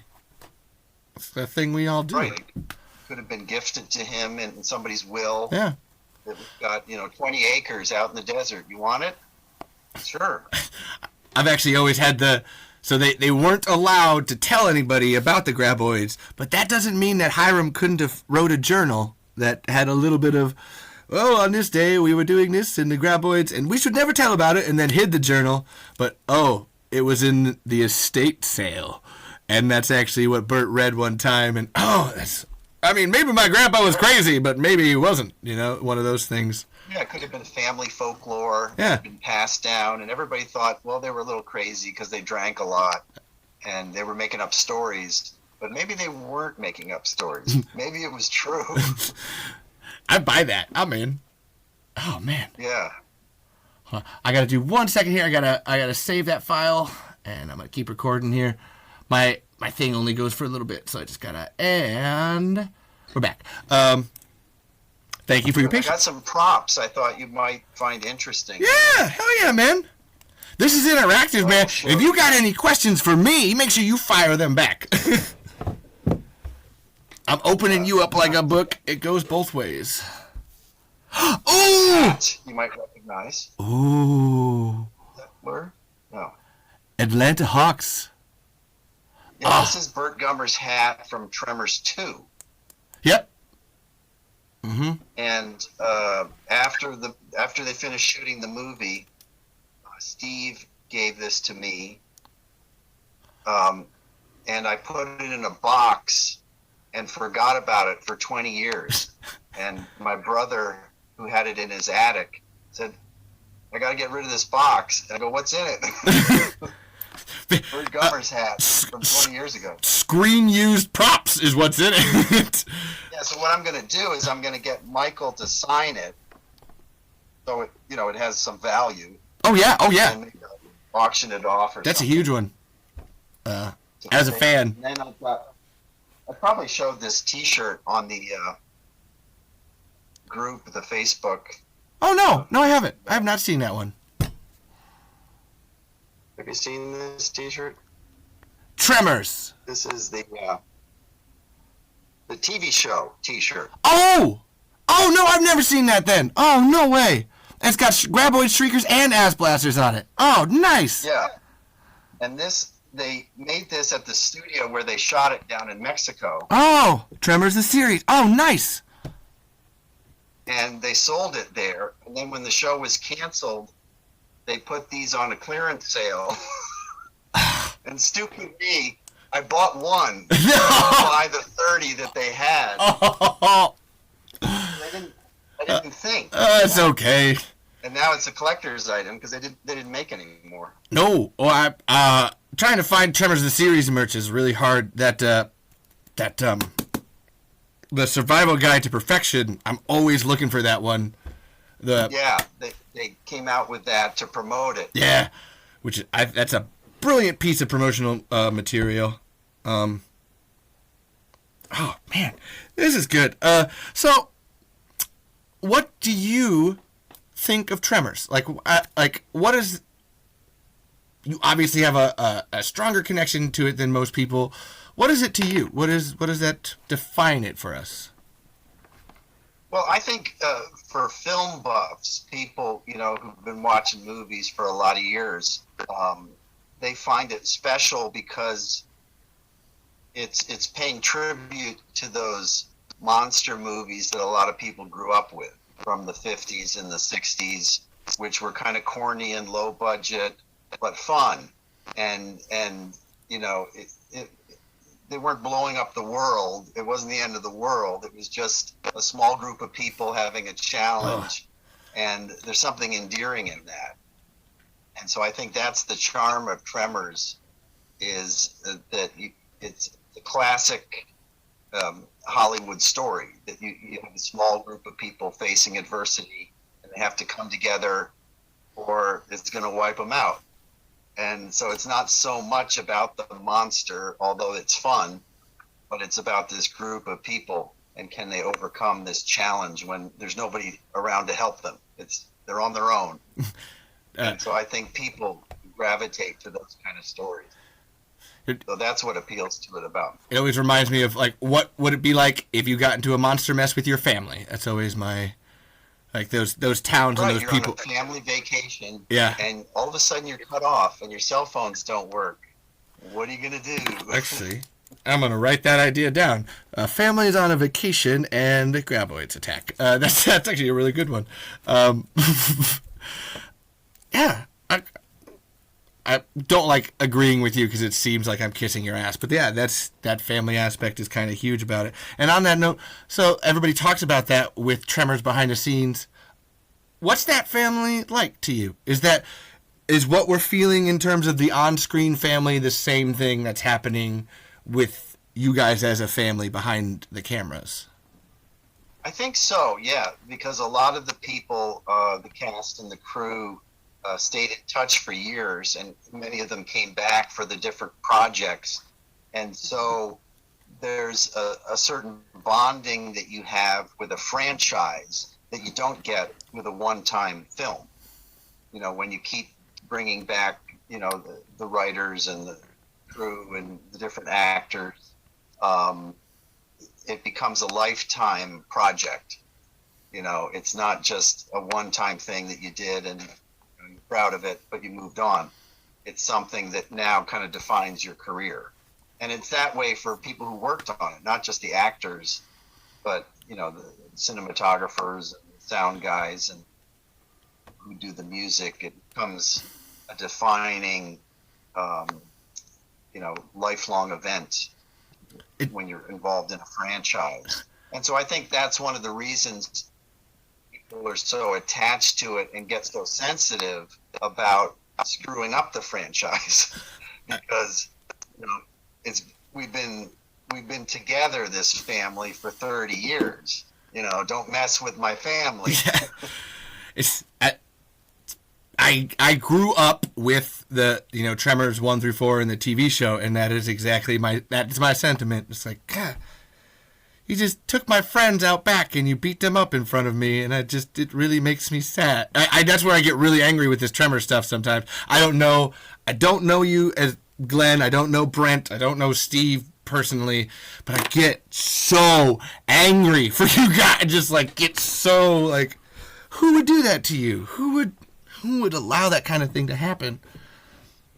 Yeah, it's frustrating. I mean, it's easy to get jaded with the business because they don't treat you kindly. You're a property they're trying to make money off of. And every few years, the people who run the show change. And so they don't know what went on before. They don't know the relationships you built up. They're just looking at it, on a spreadsheet saying, oh, can we get a little more money out of this thing? Dollars and sensing it. Attitude. But on the same hand, if you want to stay in the game, you sort of have to play by their rules, as uncomfortable as it may be. And so my attitude is try to stay in the game. Maybe we can make something good even by their rules and their parameters. Because, I'm not independently wealthy. I can't finance the film. So somebody bigger than me is going to have to pay for it. So, there's going to have to be compromises if you want to stay in, or you can just say no, artistic integrity, I'm going to walk away. Well, okay, then your career is over. So are you happier? Yeah. You can build something on your own, or you can play with other people. And even till this day, with as much as Universal's done to Tremors, I'm still always trying to message them to be like, can you guys, do you not see how much everybody loves this? Can we please, can you email them? Here's their email. Can you guys get together? I know you don't like them, or maybe they don't like you, but please. I know it'll probably never happen, because like you said, it's... Well, yeah, I think one of the things that gave me hope, and you probably saw this, was the Arrow video. Yeah. DVD. Oh, that thing is awesome. Right. It was really well done, and it was endorsed and supported by Universal Studios. They got behind it, and so that gave me a little hope that, okay, because they didn't just re-release the original film in 4K high def, is they put an additional DVD. That special features disc. Stuff and interviews. Whew! There's a ton. They didn't have to include that stuff. No. But they did. Those Making Perfection documentary, the interviews with Steve and Nancy and Brent and Alec, Alexander Gruhinski, Ellen Collette, Ernest, Robert Folk and Ernest Truce, where you're just like, holy freaking, wow, that disc is amazing. Like, I wish I had a better... There's a ton of in there, and some of it got put on YouTube, so people can see it there, but if you buy the package, you get the DVD with all of that extra stuff. And so that was a nice kind of tribute to Tremors that was done for the 30th anniversary. And I think it kind of broadened the minds of some of the business people that, there's more life in this, and they appreciate the quality of what was originally produced. So that gives me hope. Maybe it's foolish, but no, you're giving me a little hope too, Glenn, which I could sorely use as I'm doing all this. Because to have all those extra features and reach out of it, I'm actually gonna go out on a limb here and assume that Jonathan Melville had a big part of maybe pushing that. I've in watching those special features, his name pops up a lot, and I know that Arrow is a UK company, and I know Matt, the guy directing the special features, is from the UK too. So maybe that's a level of like, they see Jonathan Melville doing this wonderful book over here, and like, hey, let's kind of, because this is a freaking plethora, man. I mean, I know too, but it's just like, dude, it's not just Tremors. There's everything. Things that he did, and you know this too, is he did an episode guide in there for the TV show. And I tell everybody who's watching the TV show, if they get that DVD, which I have right here. Yeah. TV show DVD. In the right order. Yeah. You put the episodes on the outside. I was like, why is mine? Oh, nice. Nice. So he did a great guide to that. I say the show's a lot more fun to watch if you read his little story about that episode before you watch it, because then you're looking for different things and you understand where it fits in the story, and it makes it a lot more interesting because he's telling you where they filmed it and what happened and which guest stars are on that episode, and then so you're looking for it when you watch it. It makes it a lot more fun. No piece of information is too small. Like, it's all in there. Right, and some of those actors that were in it went on to become very successful TV actors. Michael Rooker is in an episode of freaking Tremors, the series. I always freak out about that, where I'm just like, oh, damn. Well, and he was a character actor, too, at that time, so it makes sense that he was doing that, but you're just like, whoa, okay, okay. Look where we go here. Norris, from Breaking Bad. Oh, yeah. Oh, I actually kind of forget Dean Norris because he's so ubiquitous to me in that sense. Like, he's He's Hank and he's Twitchell. Like, that's my two. We're talking about people as references, and that's who he is in my mind. Right, and what's interesting is his character on the TV series is not that different from his character in Breaking Bad. You know, he's an agent and same attitude. I actually have to wonder sometimes. So they obviously saw him perform that. That's what I think. I'm always like, did Vince Gilligan like Tremors the series? And because Albuquerque and Mexico are halfway similar to each other, so it's like, did Vince watch Tremors the series and be like, I need that guy right there? Yeah, get me Twitchell. He obviously had seen that character and said, okay, that's what we need you to do in this new show. And just and Hank is a little harder. There's a definite roughness to Hank versus Twitchell there or whatever. But yeah, I've always seen those similarities. So Vince Gilligan, if you're listening, tell us what happened there. We'd love to know. Wow. Oh man, this is awesome, Glenn. I can't keep saying that enough, but you're just a wealth of everything. Good. Did I answer the good questions? Like I said, I've got more questions about you later too, so we'll get there. We kind of talked about its legacy.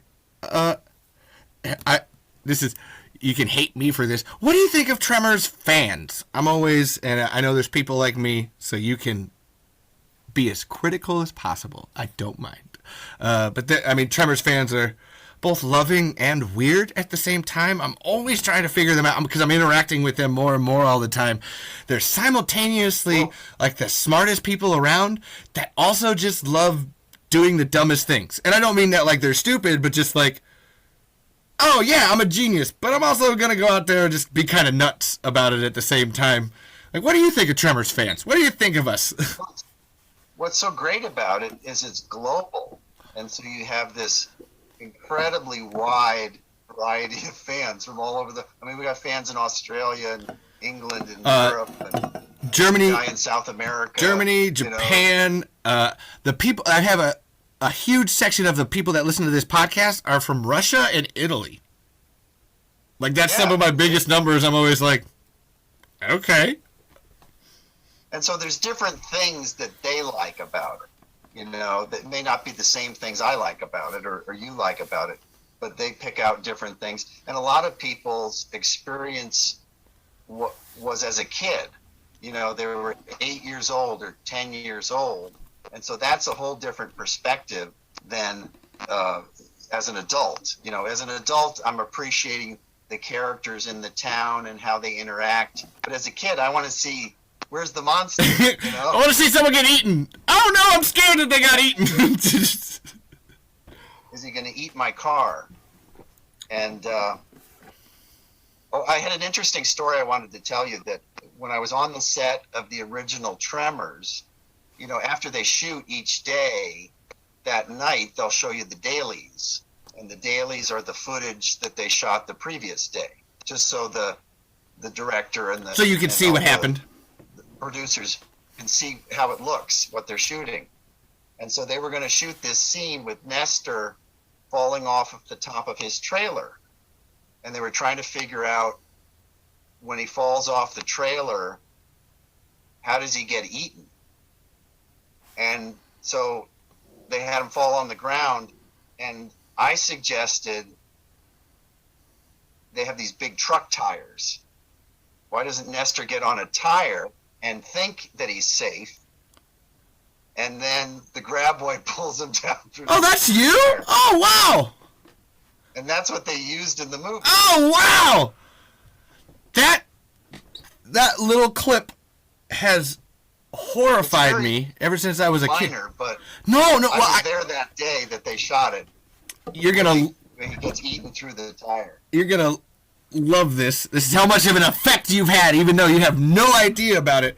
I first watched Tremors 2 when I was a kid.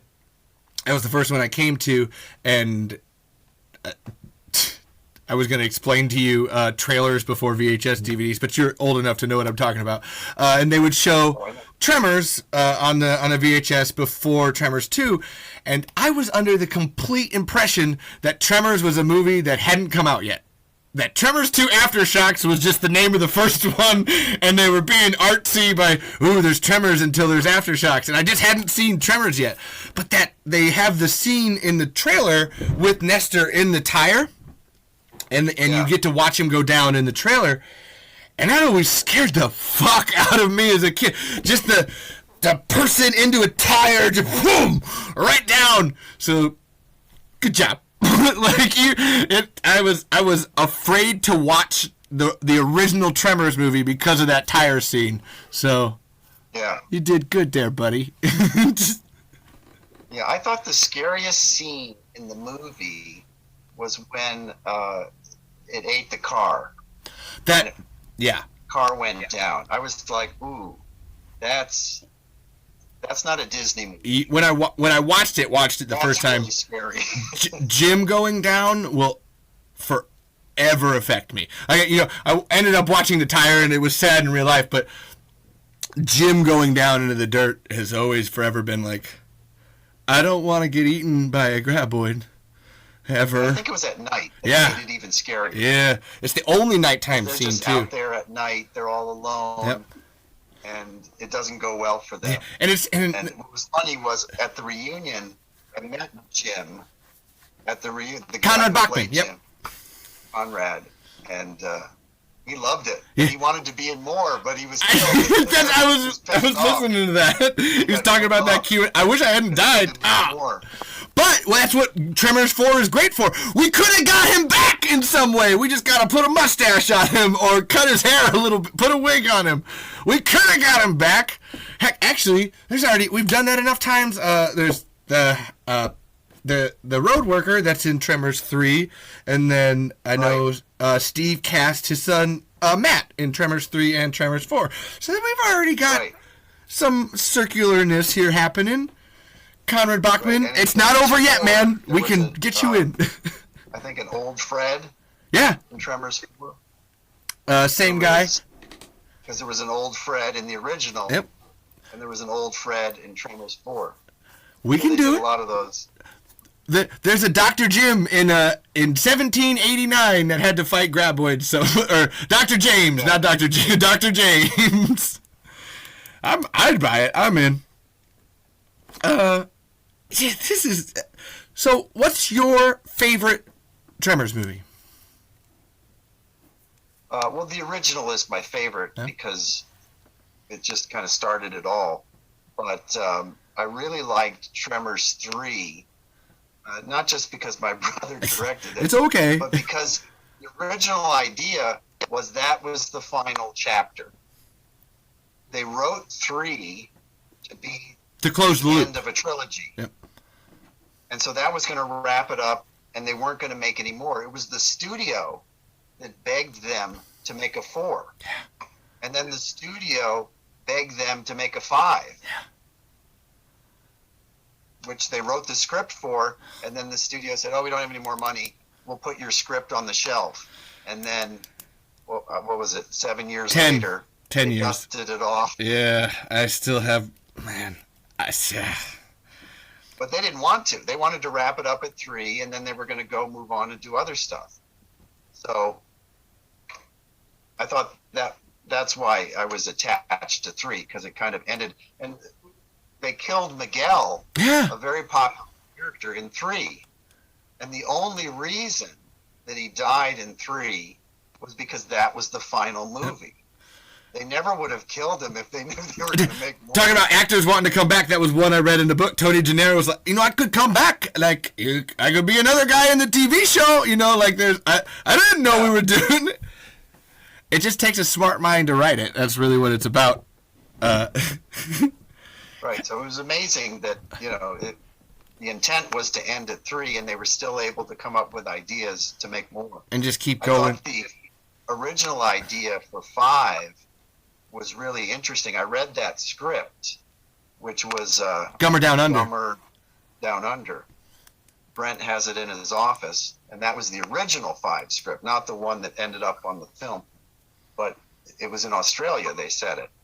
And it was really interesting, and there was a lot of humor in it, and, a lot of that, Australian humor, and Bert's out there with the the Outback guys and Jeeps. And so it was going to be a lot of fun. It was going to be a fun movie.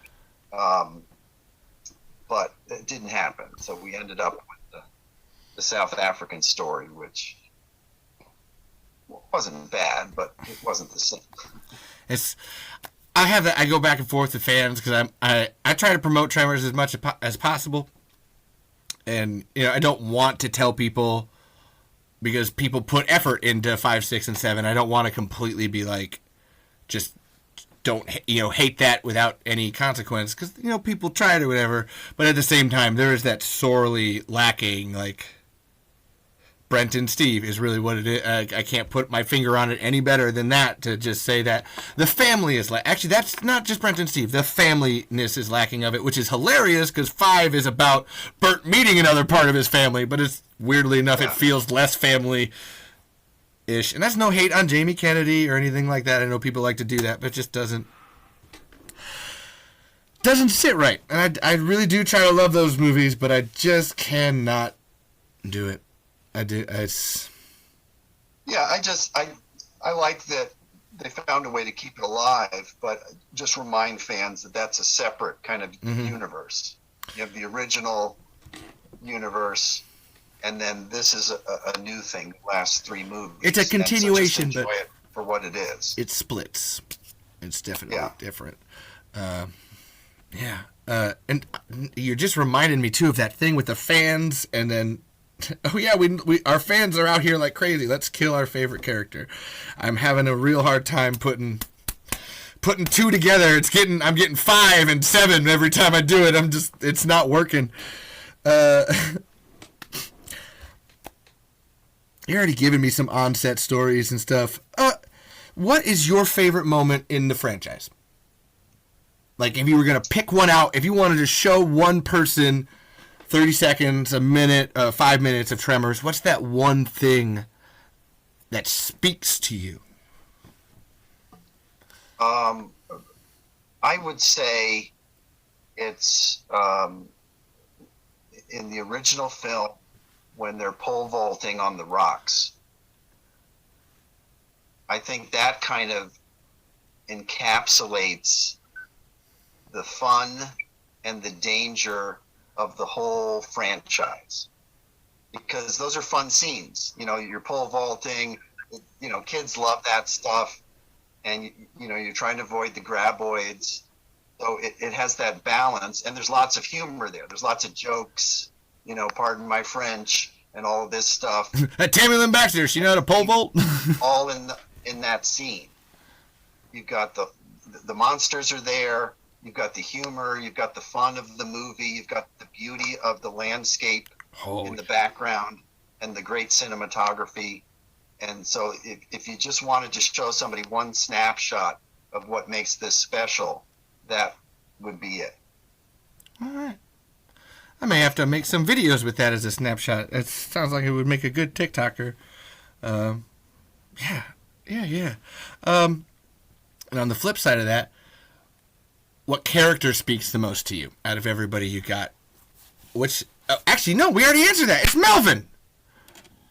Yeah, I always felt Melvin was misunderstood, and so I kind of rooted for him, and I wanted more out of him, because I kind of identified with him because he was about the same age as me, and so that was the guy I was rooting for. It's like, where are his parents? Why is he all alone? Does he have any friends? Oh, does he have any friends? Oh, whoa. Oh, I always think about his parents. Oh, no. Yeah. There's a grand total of 1 other kid in that town. Oh, no. Oh, no. And they didn't hang out together. No, they didn't. Those two were... I can't even think of Mindy and Melvin hanging out together. Oh, wow. Right. You just made... stand each other. It's like, who does he hang out with? Who are his friends? What does he do for fun? That was how I related to him. So I rooted for him. Ooh. Wow, good answer. Wow, okay. You got, you actually was sharing some on-set stories. You got it. I mean, I don't like to pry. It always feels really weird on that, because when you're making a movie, it's not private or whatever. But you all have your moments and stuff. what's an on-set story that you don't think anybody else has heard that you find funny and people should know about? Oh, that's a good one. Probably Tremors 3, when I was on that set. They had to come up with so many shortcuts because they had very limited time. The budget was tight, and so they only had, whatever it was, 14 days to shoot or something. So watching them create all these situations where you would save time and they would shoot a scene, and most of it is at night. If you probably don't realize this when you watch Tremors 3, but more than 50% of the movie is at night, is in the dark. And that was done deliberately because they were running out of time. They were running out of daylight. It was a little scary. So, it's 7 o'clock, keep shooting. I've always wondered that because that junkyard scene, like it goes from, it looks like about 3 in the afternoon to about 8 o'clock at night in the space of about 5 minutes. So it's just, okay. Yeah. Dot connect. Together a lot of things. And what was interesting was at the end of some days, Brent hadn't got to a scene he wanted to shoot, and there was no time to shoot it because the next day he had a full slate of scenes he had to do. Mm-hmm. So he had a scene in his mind. I want this in the movie. I don't have any time to do it. So how do I tell the same story that I wanted to tell? And I can't shoot that scene. Oh, man. So he was piecing together all these different scenes.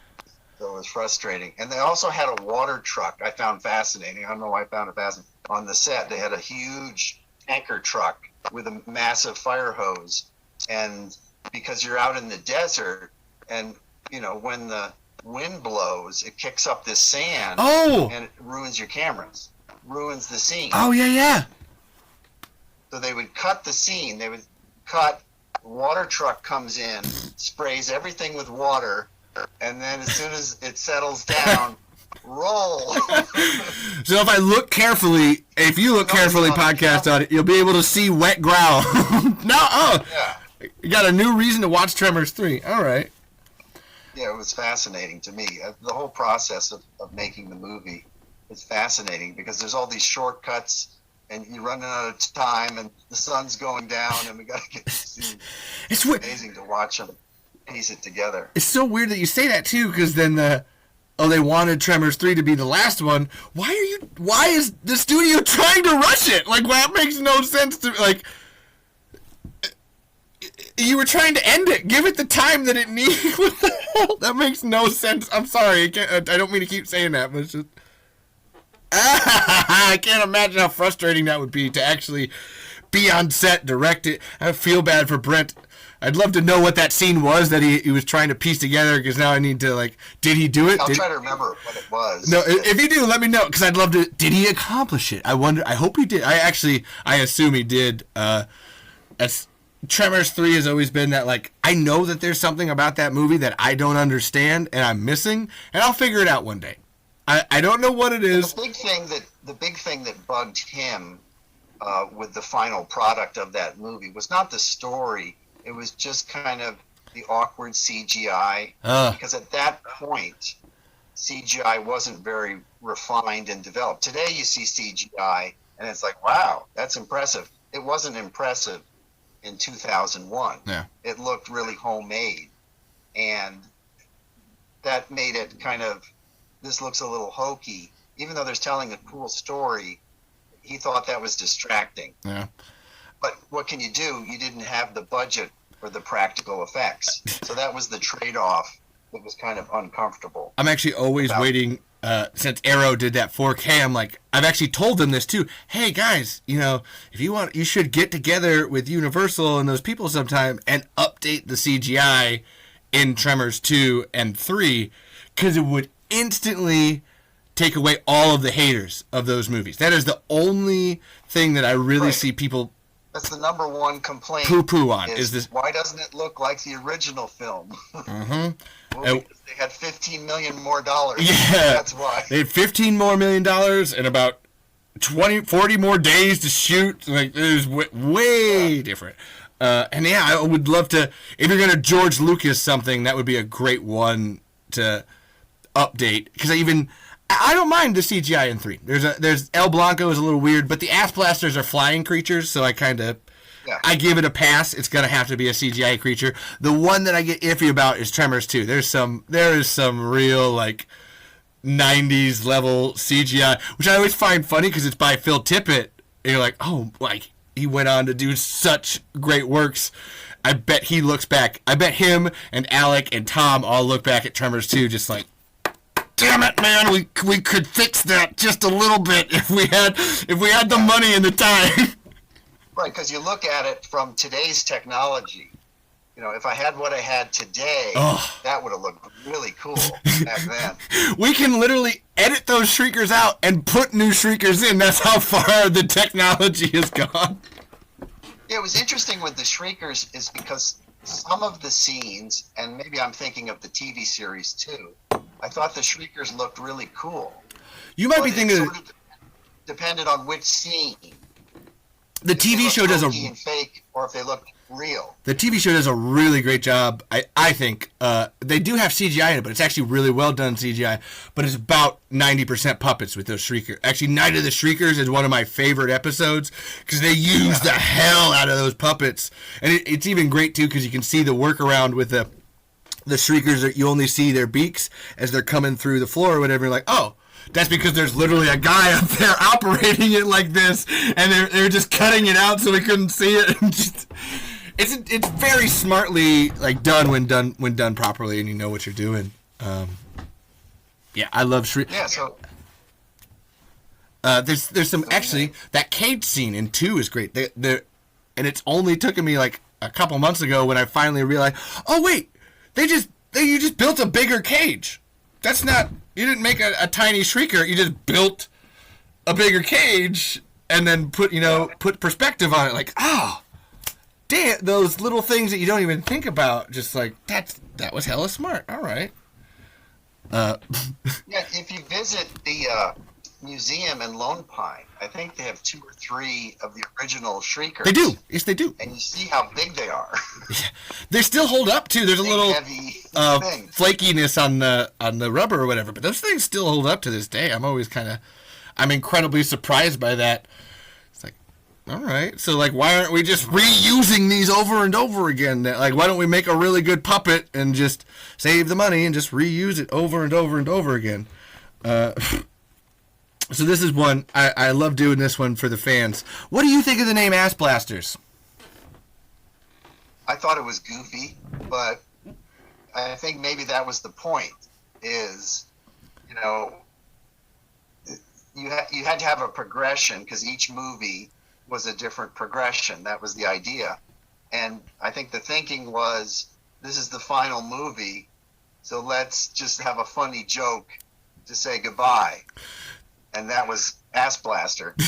But I think if they had to do it again, knowing it was going to continue, then it would have been something else. Huh. Okay. I always find it funny because when I came to that movie as a kid, it was so cool to be like, oh, I get to say Ass Blaster now. And then I get to point to this movie and be like, it's an official title. I'm not swearing, Mom and Dad. I'm talking about the Ass Blaster from Tremors 3. It's the whole thing. Don't be mad at me. It is weird. I don't hate it. That's what I always have to ask. You know what I liked about Tremors, whatever it was, the Arctic movie? What was that? A Cold Day in Hell, Tremors 6. Is they had a scene, I think it was near the beginning, where they're flying and ass blasters attack the plane. Yeah. And I thought that was cool. Yeah. That was a cool idea. Like actually swooping in and stuff and like actually making them scary. Right. And the CGI looked pretty good because obviously it's a newer movie. So it looked decent. And I thought, okay, that's a cool idea. Birds flying in a plane and there's ass blasters. We didn't think of that in Tremors 3. It wasn't that evolved. You didn't get to that point. That's the second season of the TV show. You would have got there. Yeah, you could have gotten it in the TV show. Actually, even saying that, it's like, because there's the episode where the hang glider gets eaten, and now I'm just imagining him just trying to kick it, and like you're flying on a hang glider trying to punch it, just coming at you. That would be good. All right, I'm gonna get into what I think are the hard questions here, and I'm taking a lot of your time, so let me know whenever you feel like stopping. I've got a whole bunch out of you, so you've done so great, man. Well, good. Yeah, I can take a few more. This is one of my... I just have to ask this. What do you think happened to make Universal want to push out Stampede? I think it was mostly new people at Universal who had not been around when the original people were working with Stampede. And so they didn't appreciate the value of that relationship. And also the mindset going into 5 when they got pushed out was, we're in a mode now where we're just going to make these super low budget direct-to-video films that will come out on DVD and go out on streaming. And so it's about selling the name Tremors. It's not about the quality of the product. You can put Tremors on an empty box and sell it. Buy anything that has Tremors on it. You can put Tremors on an empty box and sell it. That's always the backhanded compliment I see. And these were new people. They hadn't worked on the earlier films. They didn't have any relationship with Stampede. They didn't, they knew that Stampede had been involved, but they didn't see the value of including them because their goal was simply to sell Tremors. Let's put something in this box. Who cares how good it is? It'll sell because it's got Tremors. Yep. And those were the people making the decision at Universal. So when Brent and Steve came along and said, well, we want control over who the director is and who's in the cast, and we want certain standards for the budget so it can be quality. They said, budget? There's no budget. There's no budget, but we're going to go to South Africa. I still don't 100%. Why go to South Africa? On that, why is it cheaper? Do you really think it's cheaper to film in South Africa, even with taxes? Apparently it is. Yeah, a lot of movies go there and shoot, and I didn't mind them replacing Australia with South Africa. I thought that was an okay trade-off, but they should have kept the same script that the Stampede team wrote. Yeah, because that had a lot of humor in it, and it was funny. And when I watched Tremors 5, it wasn't funny. No, I hardly ever laughed. Mm-mm. I said, "Where are the jokes?" Yeah, it's so there's nothing funny about it. It's interesting. It was interesting, but it lost the charm and the balance of humor and horror that makes Tremors what it is. They took the plot, but they didn't take the heart. Is what, because I've read those scripts, and there's some bare bones. I would say it's about 50%. They took the skeleton of Stampedes, and then they took all the jokes out. Actually, they took the jokes out, and they were like, we can just have Jamie Kennedy improvise. We don't need to actually think about punchlines and setups and stuff like that. Because there are no jokes. Like I was thinking about just not laughing, and there are references to movies. There are no jokes. Oh. Yeah, wow. I mean, they attempted to have funny things, but it just falls flat. But funny things are different than joke. Like, and even what you were talking about, where what makes you laugh is the human foibles kind of thing. Like, there's none of that either. Like, it's just that improv-y, we can just make something up on the cuff kind of humor that I'm. Yeah. Wow. I've watched those a bunch, and you're just pointing something out to me that I completely missed. So I'm just like, wow, it's the humor. I get. Wow, okay. But I think what made it so challenging was apparently that film, when it came out, was successful by whatever standards direct-to-video is, it made money for them. So they said, "Oh, let's do another, and let's do it the exact same way we did the last one, because that made money."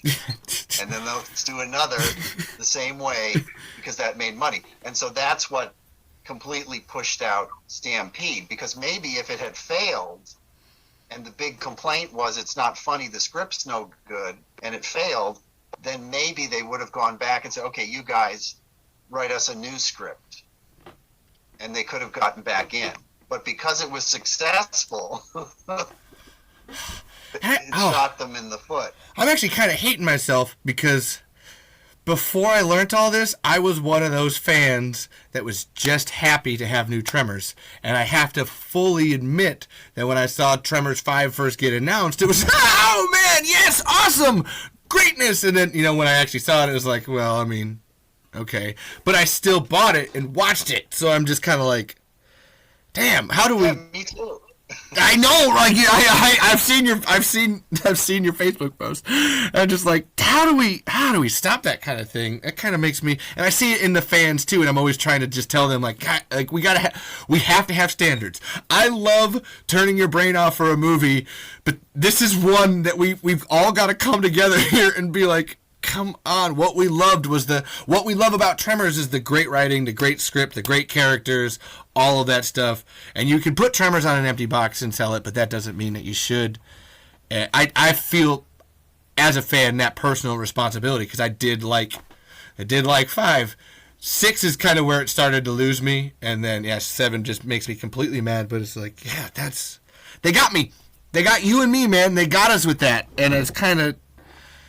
If you're a fan and if you're watching this and like I feel betrayed. There's a little bit of you're just like, man, okay, I can be twisted like that and spun around a little bit. It makes me just a little sick of the whole. That's why I said that should Hollywood survive, if it's doing that kind of thing, should we really allow that to happen? Should we endorse it, or should we shut that shit out and absolutely ignore it? And I think what's interesting, and I haven't done much study of this, but I want to, is look at franchises from the past that were successful and then they kind of, ran their course and people lost interest. Have they ever brought them back later on, 10, 20 years down the road and been successful a second time with it? And, it gives me hope that, you can, maybe it's a reboot, maybe it's just something completely different. It doesn't have to be a reboot. But you can revive it at a high quality. Yeah. Instead of just churning out, low budget stuff that isn't very creative. Like that. So, I'm always so happy to see. This is on Twitter especially, where you have those incredibly famous, influential people that are all talking about how much that first Tremors is an absolute masterclass in writing, and they just want, can we go back to that? And it's I feel that collective cry from everybody. It's almost like we're all hearkening. Can we go back to a reality, a practicality? That's that Tremors was the last practical movie, and then we started to do CGI. I've seen it. It has almost become a symbol of like, can we go back to good movie making? Can we go back to that kind of thing? And I love seeing it. Like I said, I don't mean to be like from famous people and like their opinion is more important, but they're people in the industry. Actually, that's the better way to put it. People that are actively making TV shows and movies right now. One of the biggest, Blind Spotting. I don't know if you've ever seen it, the TV show Blind Spotting or the movie, but the writers, actors, directors, showrunner absolutely love Tremors. It's a whole show about black people living their lives that's dancing and stuff, but the people behind the scenes love Tremors. And I'm just always like, that's amazing to me, like that it's this artistic dancing ghetto thing happening, but then the people making it are like, Tremors is my favorite movie of all time. Like, you're like, yeah. Okay. Well, I think they're appreciating great filmmaking. Yeah, no, that's why I say that. It's why I love Tremors. Like, really just always brings me back to it. What your brother and Steve and everybody, all of you guys did, even you with your coffee gophering, you really made those special. You made them. It's good filmmaking. Ivo Cristante talks about that in the book, where it made him believe that you can lead the filmmaking lifestyle and not have to sacrifice your morals to make it happen. And I have to say that it's why I have all these notes, and why I'm interviewing you, and why I will do everything for Tremors, and actually for Stampede Entertainment, is your family. You are good people, truly, well and deservedly, and everybody loves you. I don't know. That's it. That's all. Thanks. It's true. I don't think everybody loves you. I mean, Appreciate it. it's so weird because people don't know. Like there's that section of the fans that don't really know who created it and stuff. Ron Underwood made Tremors. I always have to be like, I mean, Ron was the director, and they actually had to try really hard to get Ron in. There's some other people over here you should know about too. And once they do, they're like, whoa, oh man, wait, Short Circuit, batteries not included. Oh man, like these are. I grew up Heart and Soul. Like I grew up with these things, and people are just wait. Why aren't we giving these people more money? Like these are all great things that I love. That like, it's not about nostalgia and making you feel good, but they're heartwarming. They're comforts. They're nice. I don't know. That's my best way to describe it. Yeah, I mean, it's family-friendly fare that you don't get a lot of. You know, they're trying to appeal these days to whatever the niche audience is that can bring in the most money.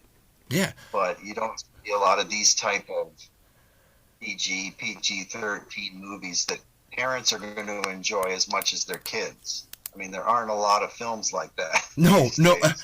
Okay, okay, now we'll move out and we'll slowly start to fade off here. Would Bert and Heather vote for Trump? Okay. That's my loaded question. I gotta know, man. Would Bert and Heather vote for Trump? Because I don't think so. But well, it's funny because, you know, I know there's lots of gun nuts out there that love Bert Gummer, but they don't really understand the character. Oh, thank you! Yes! I don't mean to be mean to people sometimes, but I'm always trying to be like, guys, are we watching the same thing? Because that's... Yeah, well, they see what they want to see. Yeah. That's it. You know, they're embracing that lifestyle that appeals to them. But I don't see him voting for any politician. I mean, he has a disdain for government, a disdain for authority, you know. So, you know, Bert's not voting for anybody, and he's especially not voting for anybody stupid. That's I don't think he would vote for anybody either. That's always my biggest, like, stop saying you would vote for fucking somebody. Like, you have to drag his ass to the voting poll in the first place to get it to happen. That's good. I'm glad. Right. If anything, he's a libertarian. He's saying, you know, leave me alone. Mm-hmm. I want to live my own life. Don't bother me. I've got my own standards. Third party. That's always been my. If he's gonna vote anything, he's pulling the third party ticket. Right. So, and I think Heather was in sync with him in that kind of thinking. And, you know, I'm not quite sure why they broke up, but, you know. Well, as we know now, it's World War III. The irony of that is awesome. Bert Gummer's dead. Well, World War III. That was his explanation. You know, the divorced husband never has the true story. They make up a story. Makes it sound better. The original script for 2 does a really good job with, like, you can sense Heather's exasperation with Bert. There's a lot of great lines from her where she's just like, man, Bert, come on, like, you're just leading. Like, there's one where he's like, oh, you should all kill yourselves if things get crazy, and she just takes him off to the side. It's like, Bert, you know, you gotta stop recommending suicide as an option to people. I'm just letting them know what's up. Well, it's kind of weird, man. Like, yeah. So it would be fun to bring her back, you know, if we had another Bert story to bring her back. Maybe they don't get together, but she comes back in. Oh, yeah. To help out with something. Oh, I don't think they could ever. I don't. As much as I love divorced couples getting back together, that's definitely not. I don't ever see that happening in any sense. She'd probably give him a dressing down and be like, you know, Bert, I loved you, but damn, man, you got real crazy on me. Yeah. Would you rather fight a graboid, a shrieker, or an ass blaster? because I know so much about graboids and avoiding them, that I think I would have the best odds. The shriekers always scared me because they kind of just pop up out of nowhere. You know, they could be behind you, they could be in your car. It scares me. They're everywhere. They I don't know how swarm. to defend against that. And the ass blasters, I feel if you were in a strong enough building, they wouldn't get you. Can't touch me. All right. As we're cycling down here, like I said, I want to come back to you a little bit. What do you miss most about your mom and dad? I think their sense of humor, because they love to laugh and they love to poke fun at things. And so that was what I appreciated most growing up. And I can see that in my brothers, and that's where Brent gets his sense of humor for writing. It came from them, because they love to joke around. They love the great comedians, you know, of that era that they grew up in. And so that's probably what I miss the most. You have a fabulous smile on your face right now that is telling me that too, but that you have this slight smile that I can almost see you thinking of some of the jokes that your mom and dad would do or whatever. You're almost I can see you laughing at whatever they've said to you in the past as you said that. It was really very interesting. Right. I love to laugh, and their attitude was, you know, don't take life too seriously. Yeah. Have some fun, because, you know, what do you got to lose? Yeah. Did Aiden like the Rolling Stones? There was an article about you guys going to a Rolling Stones concert, and I had to find out if he enjoyed it. So he did. That was what was funny, was that was his first concert. First concert. So kind of start at the top. Yeah, hell yeah. What it was, $150 tickets or something. Hey, you only live once, man. I feel it. I can't tell you how much I need to go to a concert these days, and I can't. Or COVID has made it a lot harder, or whatever. We have a barn. It's a barn. Our music venue is a barn that gets everybody, like Counting Crows, Foo Fighters, Nathaniel Rateliff, Yola, in this barn in a little hollow, and I've always been missing it. So I had to have a music question for you there, Fun. Yeah, you need an outdoor amphitheater or something, you know, festival or something. Now you're just making me miss music. Yes, I need something. I want to go to outdoor. I want to ask this question so much. I noticed that you were campaigning for Biden and Harris. Bro, what do you think of America these days, man? Are we fucked? Can we get out of hey man, I come with the big hitting questions. I like to know about people. It's cool knowing the Tremor stuff or whatever, but to a whole other podcast. That's an answer enough. Actually, that's I got enough from that. I'm very optimistic. I don't, you know. Oh, you're optimistic? Issues, no question about it. But I'm optimistic. Oh! We always work our ways out of things. Oh, because I was really what I was like. Are you afraid for the future? I'm younger, so I'm always just like, I haven't had kids yet. I'd love to have kids. I'm just always afraid for the future, and I just like to. I like to hear from people that are going through it that we can do this together. I'll get a little more optimism because of you. Thank you, Brent. Good. Because I literally wrote, can humanity come together for a greater good? That's why I love Tremors. Like, that's really like that. If we're going to bring it back to a theme, can we, if the graboids are attacking us, if the invisible monster, that's probably a metaphor for something, it comes after us, can we do it? Yeah, I think that's a good lesson in Tremors, and most of the other films and TV series kind of had that underlying theme, is you've got all these completely different people from totally different backgrounds who come together and work together to help each other. You know, they're not in this to make money or to become famous. they're in this to help their neighbors that maybe they don't even get along with. I mean, could Nancy and Bert be any different? I mean, they're polar opposites, and yet they're working together. Let's help each other, you know. So there's the lesson. Actually, I'd love to.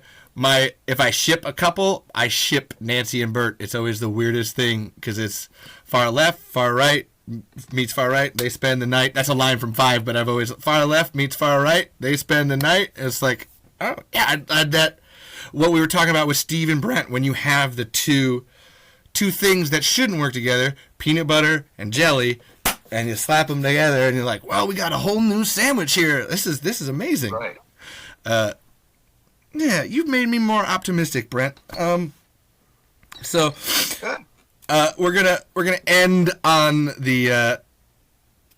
Hold on. Why were you at the White House? I actually had one last regular question. Why were you at the White House? I don't mean. I'm sorry. That's a regular. Why were you at the White House? Well, I took a tour of the White House on one of my trips to Washington, and then there were a few other pictures where I visited presidential libraries. And one of the common things they have in each presidential library is they have a replica of the Oval Office, how it looked when that president was there. And they let you walk in and sit in the chair. You fooled me! You totally fooled me! Damn it! Each president had his own Oval Office with his own chair. I never thought about it that. And they replicated. I never thought about that. Oh my god, it totally would because they got different stuff. Oh wow. Huh. The things. When I visit, I take a picture and I go, look at me. Hey, I'm the president now. Yeah, I'm the president. All right, so I've got our let's call them our stereotypical ending questions. You've got one wish. What do you do with it? Is it a long? No. I've got 3 of them, and they're about those. It's about character, like trying to figure out, how a person answers. But you have one wish. What do you do with it? One wish. What I would do would be to get my brother's next project produced. That's my one wish. Yeah? Because he has a great project he's working on. Do you want to tell us? I can't tell you. Is it the multiverse one? Is it the one without special effects? Or is it the TV show with Ron? Blink twice. No, Steve's been talking a couple of ideas that I've just... Got to get somebody to produce it. And if they do, I think that will kind of revive the whole Stampede momentum because it's a Stampede project. Yeah. That's actually, I try to, when I'm doing the Tremors thing, it's Stampede Entertainment. That's the thing I love to push because it's what I want. I actually just emailed Steve today because I'm always freaking out that I can email Steve. And I was like, I'm interviewing Glenn, and I'm just realizing... He does answer his emails eventually, usually about 2 weeks later. I get it. I'm a writer, too. I understand. Actually, Michelle told me that one of the first times I was talking to her. She's like, yeah, like all great writers, Steve procrastinates, so you kind of got to push him a little bit. It was like, that's fine. I understand. Yeah. But, I would love to... I don't care what it is, and you can tell Brent this, too, because I know that the other fans feel the same. Whatever the hell it is. I know we all want it. We all want... It doesn't have to be Tremors, because we know the bullshit behind that, but we want something. That is them. That is you guys. I want to say you guys, too, Brent. You may downplay whatever you're doing, but you've been doing a lot behind the scenes. We want Stampede Entertainment to entertain us once again. Like, that is the call. Right. And they want to, too, which is the good news. Like they're not retired. They want to keep doing stuff, but they just have to figure out this Hollywood business and who will finance what they want to do. I got my people and my ideas. I'm not fully without connections. I'll find a way. But I just want it. You're making me upset because I want to know what it is. I'm like, oh, I can't ask, I can't press any further. But what is it? Tell me. So if you could damn it, man, if you could time travel to any point in time, forward, backward, and let's call it location too, so that way you're not stuck in one spot. Where do you go? Oh gosh, well, it'd be fun to go back in time. But what I'd love to do is go ahead in time further than you're actually going to live. In the present time, so you can sort of see what the future is that you're not going to have. See, I was thinking years in the future. I'm never going to get there, but I'd like to see it. So that would be fun. Just kind of walk around for a day and find out what you'd end up missing when you die. That speaks so much to you, man. That's your living the life thing. That's so cool. Yeah, I want to see what happens. How do things turn out? That's what I want. I always think of going to the future as like, trying to use that up there, but it's like, oh no, you're gonna die one day. Go find out what that's like. Yeah. What am I gonna miss? A lot. I'm always live your life because you never know what you're gonna miss, guys. And then, actually, this is my real final one. Immortality or all the superpowers you want? Superpowers is a lot of responsibility. Oh! I mean, I'd like immortality because I like to see how the story plays out. That's what you were saying. Like you want to see the future. You want to know how it goes. Okay. Well, I asked that. As long as somebody responsible has the superpowers, I'm okay with that. It's a lot of work. I always feel bad for Superman because he can save a train over here, but then that volcano blew up and killed the village over there. Yeah, he had tough decisions to make. Crushing dread. No, thank you. Wow. Yeah, and yeah, man. Like that's. You got any questions for me? That's how I always like to end. Like, do you have any to fire back at me? I'm an open book too. Well, good. I'm very glad you're doing this, and I appreciate you connecting with me. All I would ask is what do you think the best way to get the message out is? Is it, obviously everybody's on social media, so you can't avoid that. But is that the most productive way to promote Tremors and the different ideas fans have? Fans have tons of great ideas. They write scripts, they write stories, they do drawings, they create their own graboids. It's like there's a whole network of artists out there who are writing and producing stuff. Where's the best place to pull all that together? Actually, I have been thinking about this, and it's something that I've been trying to do behind the scenes. I don't necessarily do it a lot in front of the scenes, but I have been trying to bring together those people to make creative things. I think, to answer your question, what is that thing that gets the message out there?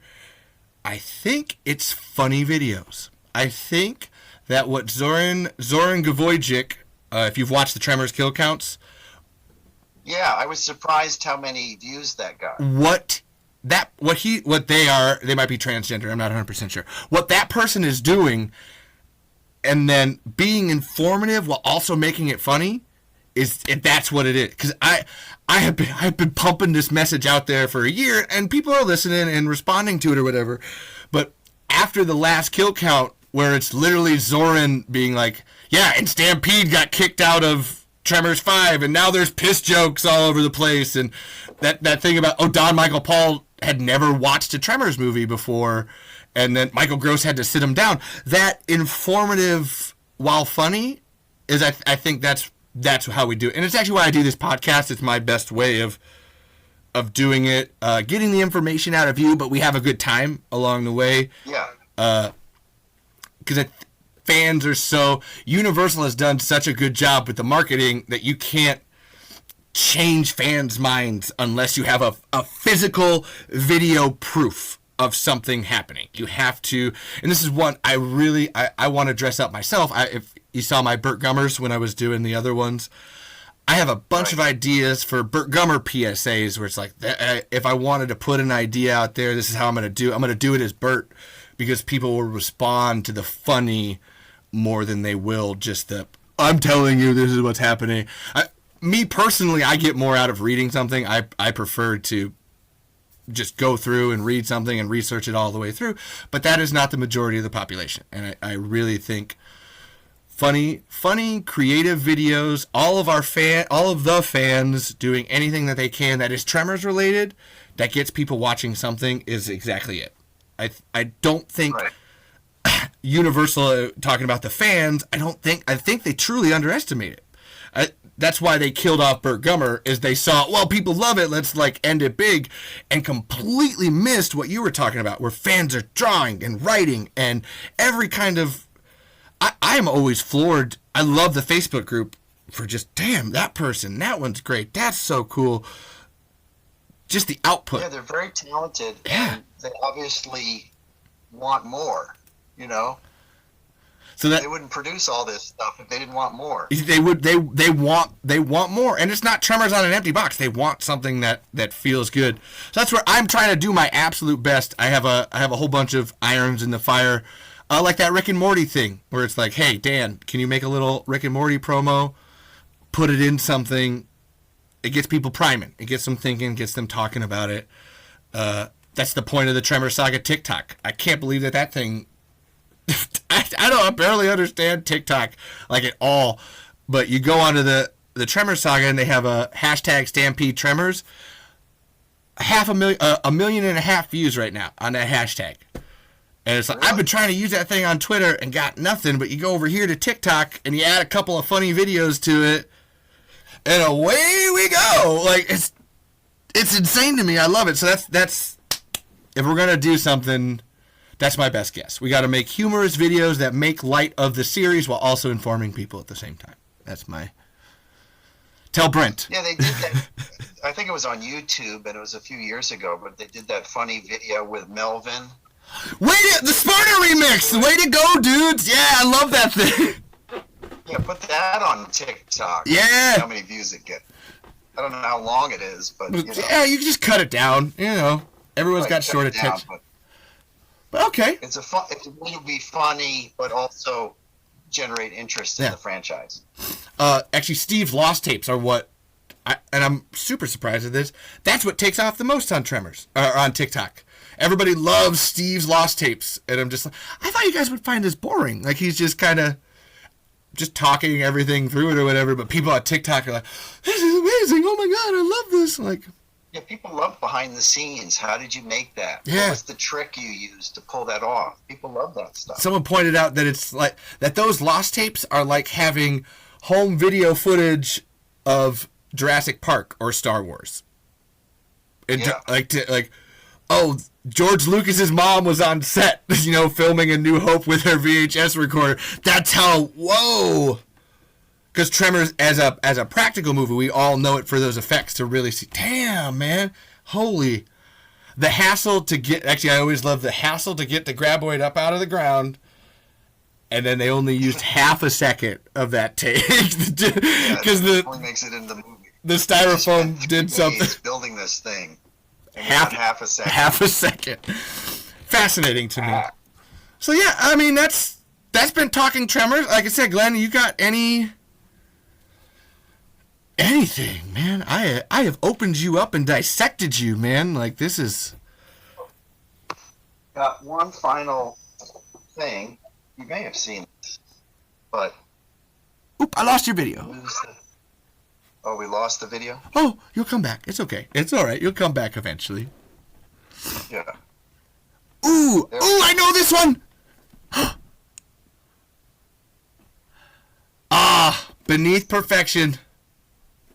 I want that jacket so bad. And this is the... Yeah. This is my webcam. I don't have it. Oh, no, you're good. I got it. I can still see it. So they gave that jacket to everybody on the cast and crew.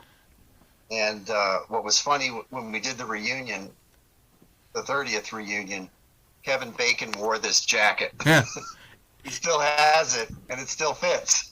He loves the name Beneath Perfection so much that he wrote a song with his brother about it. He said he wrote a song. Yeah, it's called Beneath Perfection. Right. Yeah, and I'm always like, and he actually gives a preamble before the song where he's like, the original name of Tremors was Beneath Perfection. I always liked that name better, and so here it is. Yeah, so that was good, and I got that jacket from somebody who was on the crew.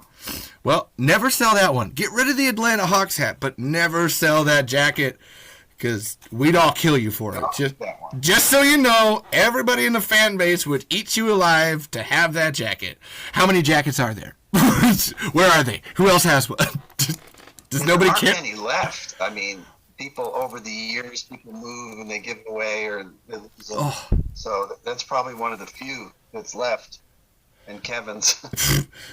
So if I go to a Goodwill store around Lone Pine, I might be able to find a Beneath Perfection jacket that someone just gave away. All right. Yeah, that'd be funny. Note to self. Yeah, I mean, yeah. Damn, I can't believe I got through everything. I really didn't think I would. Good, I'm glad you did. This was fun to do. This is really, I can't tell you how nervous I was. I still am. But you are a really great person, Glenn. I want you to know that and come out of this and thank you. You may smile like you're like, I mean, really, am I? Yes, you are. You're a really cool dude. I can't wait to tell Kevin Collins that it was, it was literally like talking to the other guy I just had on my podcast before this. Like you are a Tremors fan? Yeah, you should, a Freeing Frenzy one, the one that I put on Facebook. Because, yeah, it was, you're a good person. You're a good person. And thank you. I appreciate it. Yeah. Yeah, thank you for being here. Do you have any thank yous that you want to get out to people? I'll go through a whole thank you list or whatever here at the end, but do you have any thank yous for anybody in your life that you love? I want to thank my whole family for giving me this opportunity. That's about it. Yeah, like I said, you were plenty fascinating even without the Tremors stuff, man. So like, maybe we'll have a whole nother podcast. I mean, the more time goes by, the more stuff you have to talk about. Yeah, like I said, we could maybe get into another podcast about some of that other stuff later. I'd love to. I always love a good politic. So, if you would like to sign out, you may go ahead and do that. And yeah, like I said, I'm gonna do my thank yous, and man, I can't believe I got to talk to Glenn Maddock. Sorry, man. All right. Well, thank you. I appreciate it. You're welcome, man. I'm gonna be coming down from this for weeks, so thank you so much, my man. Okay. You have a good one. You too, Glenn. All right. Thanks. Always welcome. All right. Wow, folks. Wow. That was one of the coolest things. Holy crap. We just did 2.5 hours of Talking Tremors. And we did. We got through everything. That was everything. I didn't think we'd actually get through everything.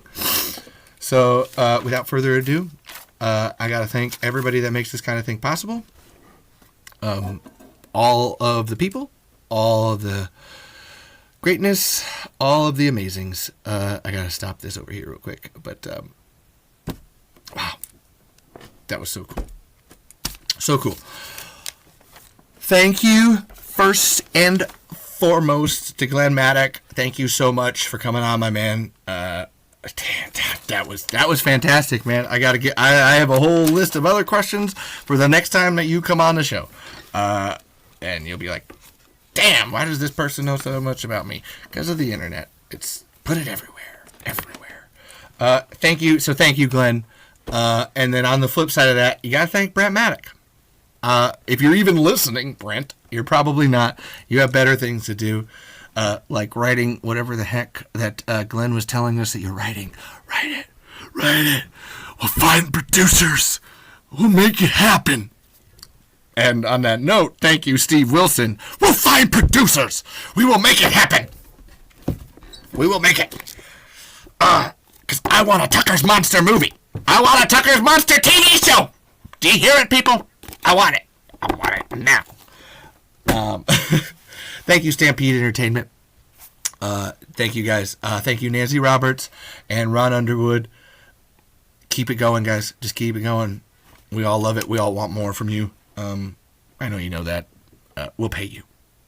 We'll pay you. And on that flip side, thank you to Michelle Wilson and Bob Wilson for all your behind-the-scenes love and stuff. Fan-dabby-dozy, you guys. Thank you to Kevin Collins at Beetlebear on Twitter. Probably the other 50% of whatever the hell we're doing here. Fantastic guy. Couldn't do anything without you, Kevin. You really make the Tremors go round. Thank you to Baby Fark McGeezax. Excuse me, I gotta do that without burping. Thank you to Baby Fark McGeezax on Imgur. Baby Fark Imgur on Twitter. He doesn't have a real name. I can't tell you.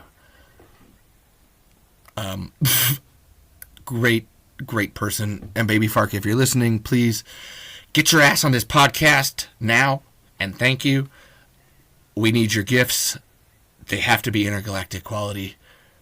We love you.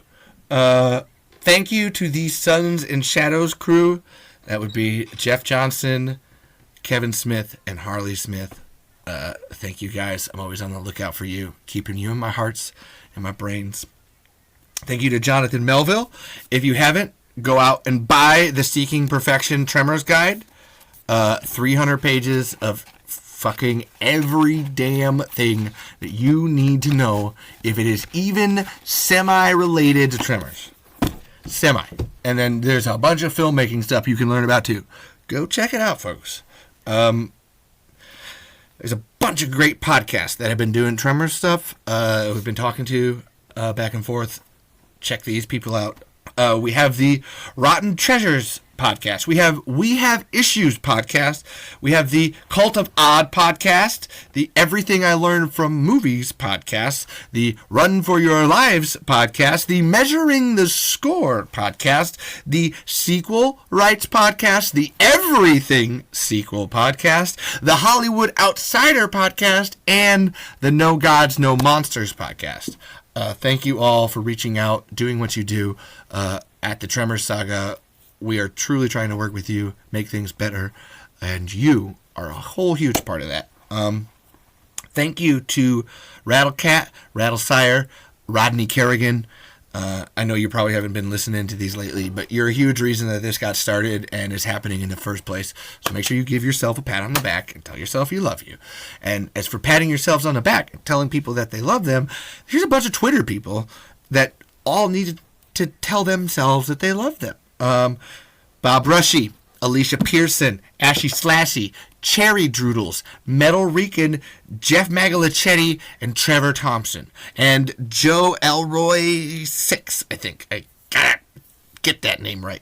And even Timothy L. Martin. I know you don't like the Tremors now, but all of you people on Twitter, on Discord, on Reddit, your pushback, your give, your take, everything goes into creating what we're making now. You may not think that you're doing anything. You are doing way more than you could put into words. Really, I can't begin to describe to you how helpful you are. There is a Call of Duty mod being run by LoJack at LoJack LoJakkk. It's on our Discord. It's on the Tremor Saga Discord. Go check that out. LoJack has his own Discord too, so go there if you need to. But there's a Call of Duty tournament. It's usually happening every month. Check it out. There's a guy on Reddit that I got to give a shout out to. He's probably like, what the fuck? But he just started to listen to this podcast and was actually giving feedback. Vam the Destroyer, Destructicus X, I think. Thank you for reaching out and talking back and forth. I can't wait to have you on the podcast as well.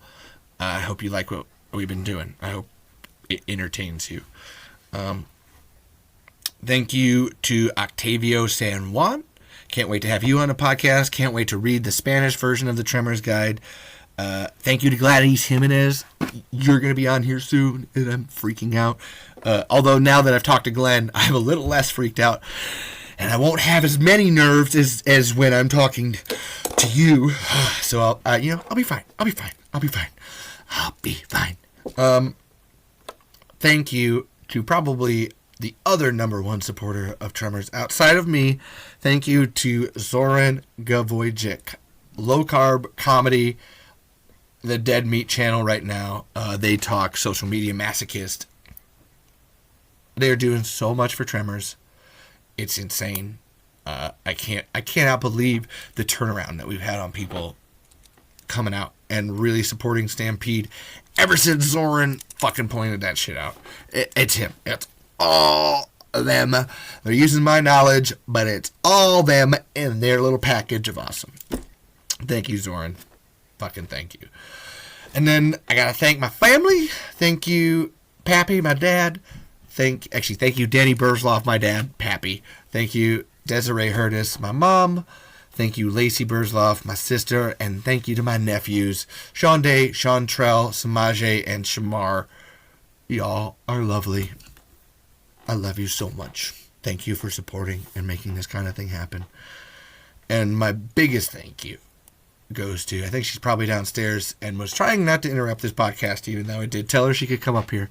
Caitlin Marie Lutt Burzloff. My wife, my love, my everything. If it wasn't for her support, you wouldn't be listening to me telling you about everything that's happening here. This is for her. This is for all that. Yeah, I mean, yeah. Oh, hey, thank you to Lance Gilmer, too. I always kind of halfway forget him. El Dusky Chungus. I always love hearing his stories. Yeah. This was a really good time. This was really good. I know you're like, why are you glad-handing yourself on the ass? Because I'm really fucking impressed that I got through that and I didn't make myself look like a jackass. I just looked really passionate, which I will buy. I mean, look at my pit stains. Oh, you can see them. Oh, you can see them through the red. Look at that. Look at that, podcast audience. Look at that. Look at those pits. Look at them. Look at the sweat. Look at the sweat. Here, I'll even take off my shirt. We'll end on this, just so you see how nervous I am. You can see my boobs too. Have at it. But yeah, that's how nervous I was, podcast audience. Boom, boom, boom. Yeah, I'm like a superstar. I take them and I smell them. I'm so cool. You're like, what the fuck did Levi just? I did. Superstar. 90s kids will get that joke. But I did. That's how nervous I was, folks. Pitting out. And this has been Talking Tremors. I am your host, Levi Dylan Burzloff Lutt. Make sure you check out the link tree. Anywhere that you see at the Tremor Saga, there is a link tree profile. Click that shit and find out everything that you need to know. You can buy books from Brent Maddock. You can buy books from Steve Wilson. You can follow Steve Wilson's page. You can follow the Tremor Saga YouTube page. You can follow it on Imgur, on TikTok. Go to the Discord. You can read everything that just happened in the Stealing Perfection thing. You can read Seeking Perfection. You can read Tremors 2, The Lost Monsters. You can read Tremors 5, Gummer Down Under. And you can see the trailer and read the scripts for Tremors Ouroboros. We put the 8 on its side. Now it's a 0 and it's infinity. We're bringing back the TV show, folks.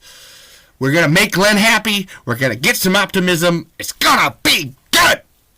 I'm excited. Yeah. Check it out. Check out my pits.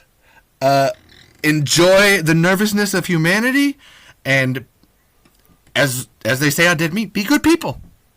Be good people, love life, live it, go grab it, and take every moment. Like Glenn was talking about, just go out there. Don't make a bucket list, don't make anything, just fucking go and do it. You want something you want to do, go and do it, folks! Hell, that's the only reason we got a podcast. Oh, and if you want to be on this podcast, reach out to at the Tremor Saga or reach out to me at Omegan Smiles or Levi Dylan Burzloff Lutt. That's why I have a full name like that, so you can find me fucking anywhere. But I'm on Reddit. Actually, that's my biggest one. I'm usually on Reddit. A little bit of Twitter. But if you reach out to me, I'll usually get messages. So let me know. Or you can reach out to me at thedoctorawesome@hotmail.com. Or now you have my email address, so now you can, spam me or something. I don't know, man. Yeah, I'm so excited. I'm sorry. I'm rambling because I'm excited because Glenn, I hope he goes to talk to Brent now. And he's like, whoa, well, there's all this renewed fan interest and you have to make something now. That was my whole goal. I don't even care about Tremors as far as that's concerned. I just want some more Stampede entertainment. Entertain me. Entertain me, entertain me. Da, da, da, da, da, da. I'm ending the podcast. You can see my pits. I'm pitting out. Oh, look at my shit. Oh, da da da da da da da. Ba ba da boo.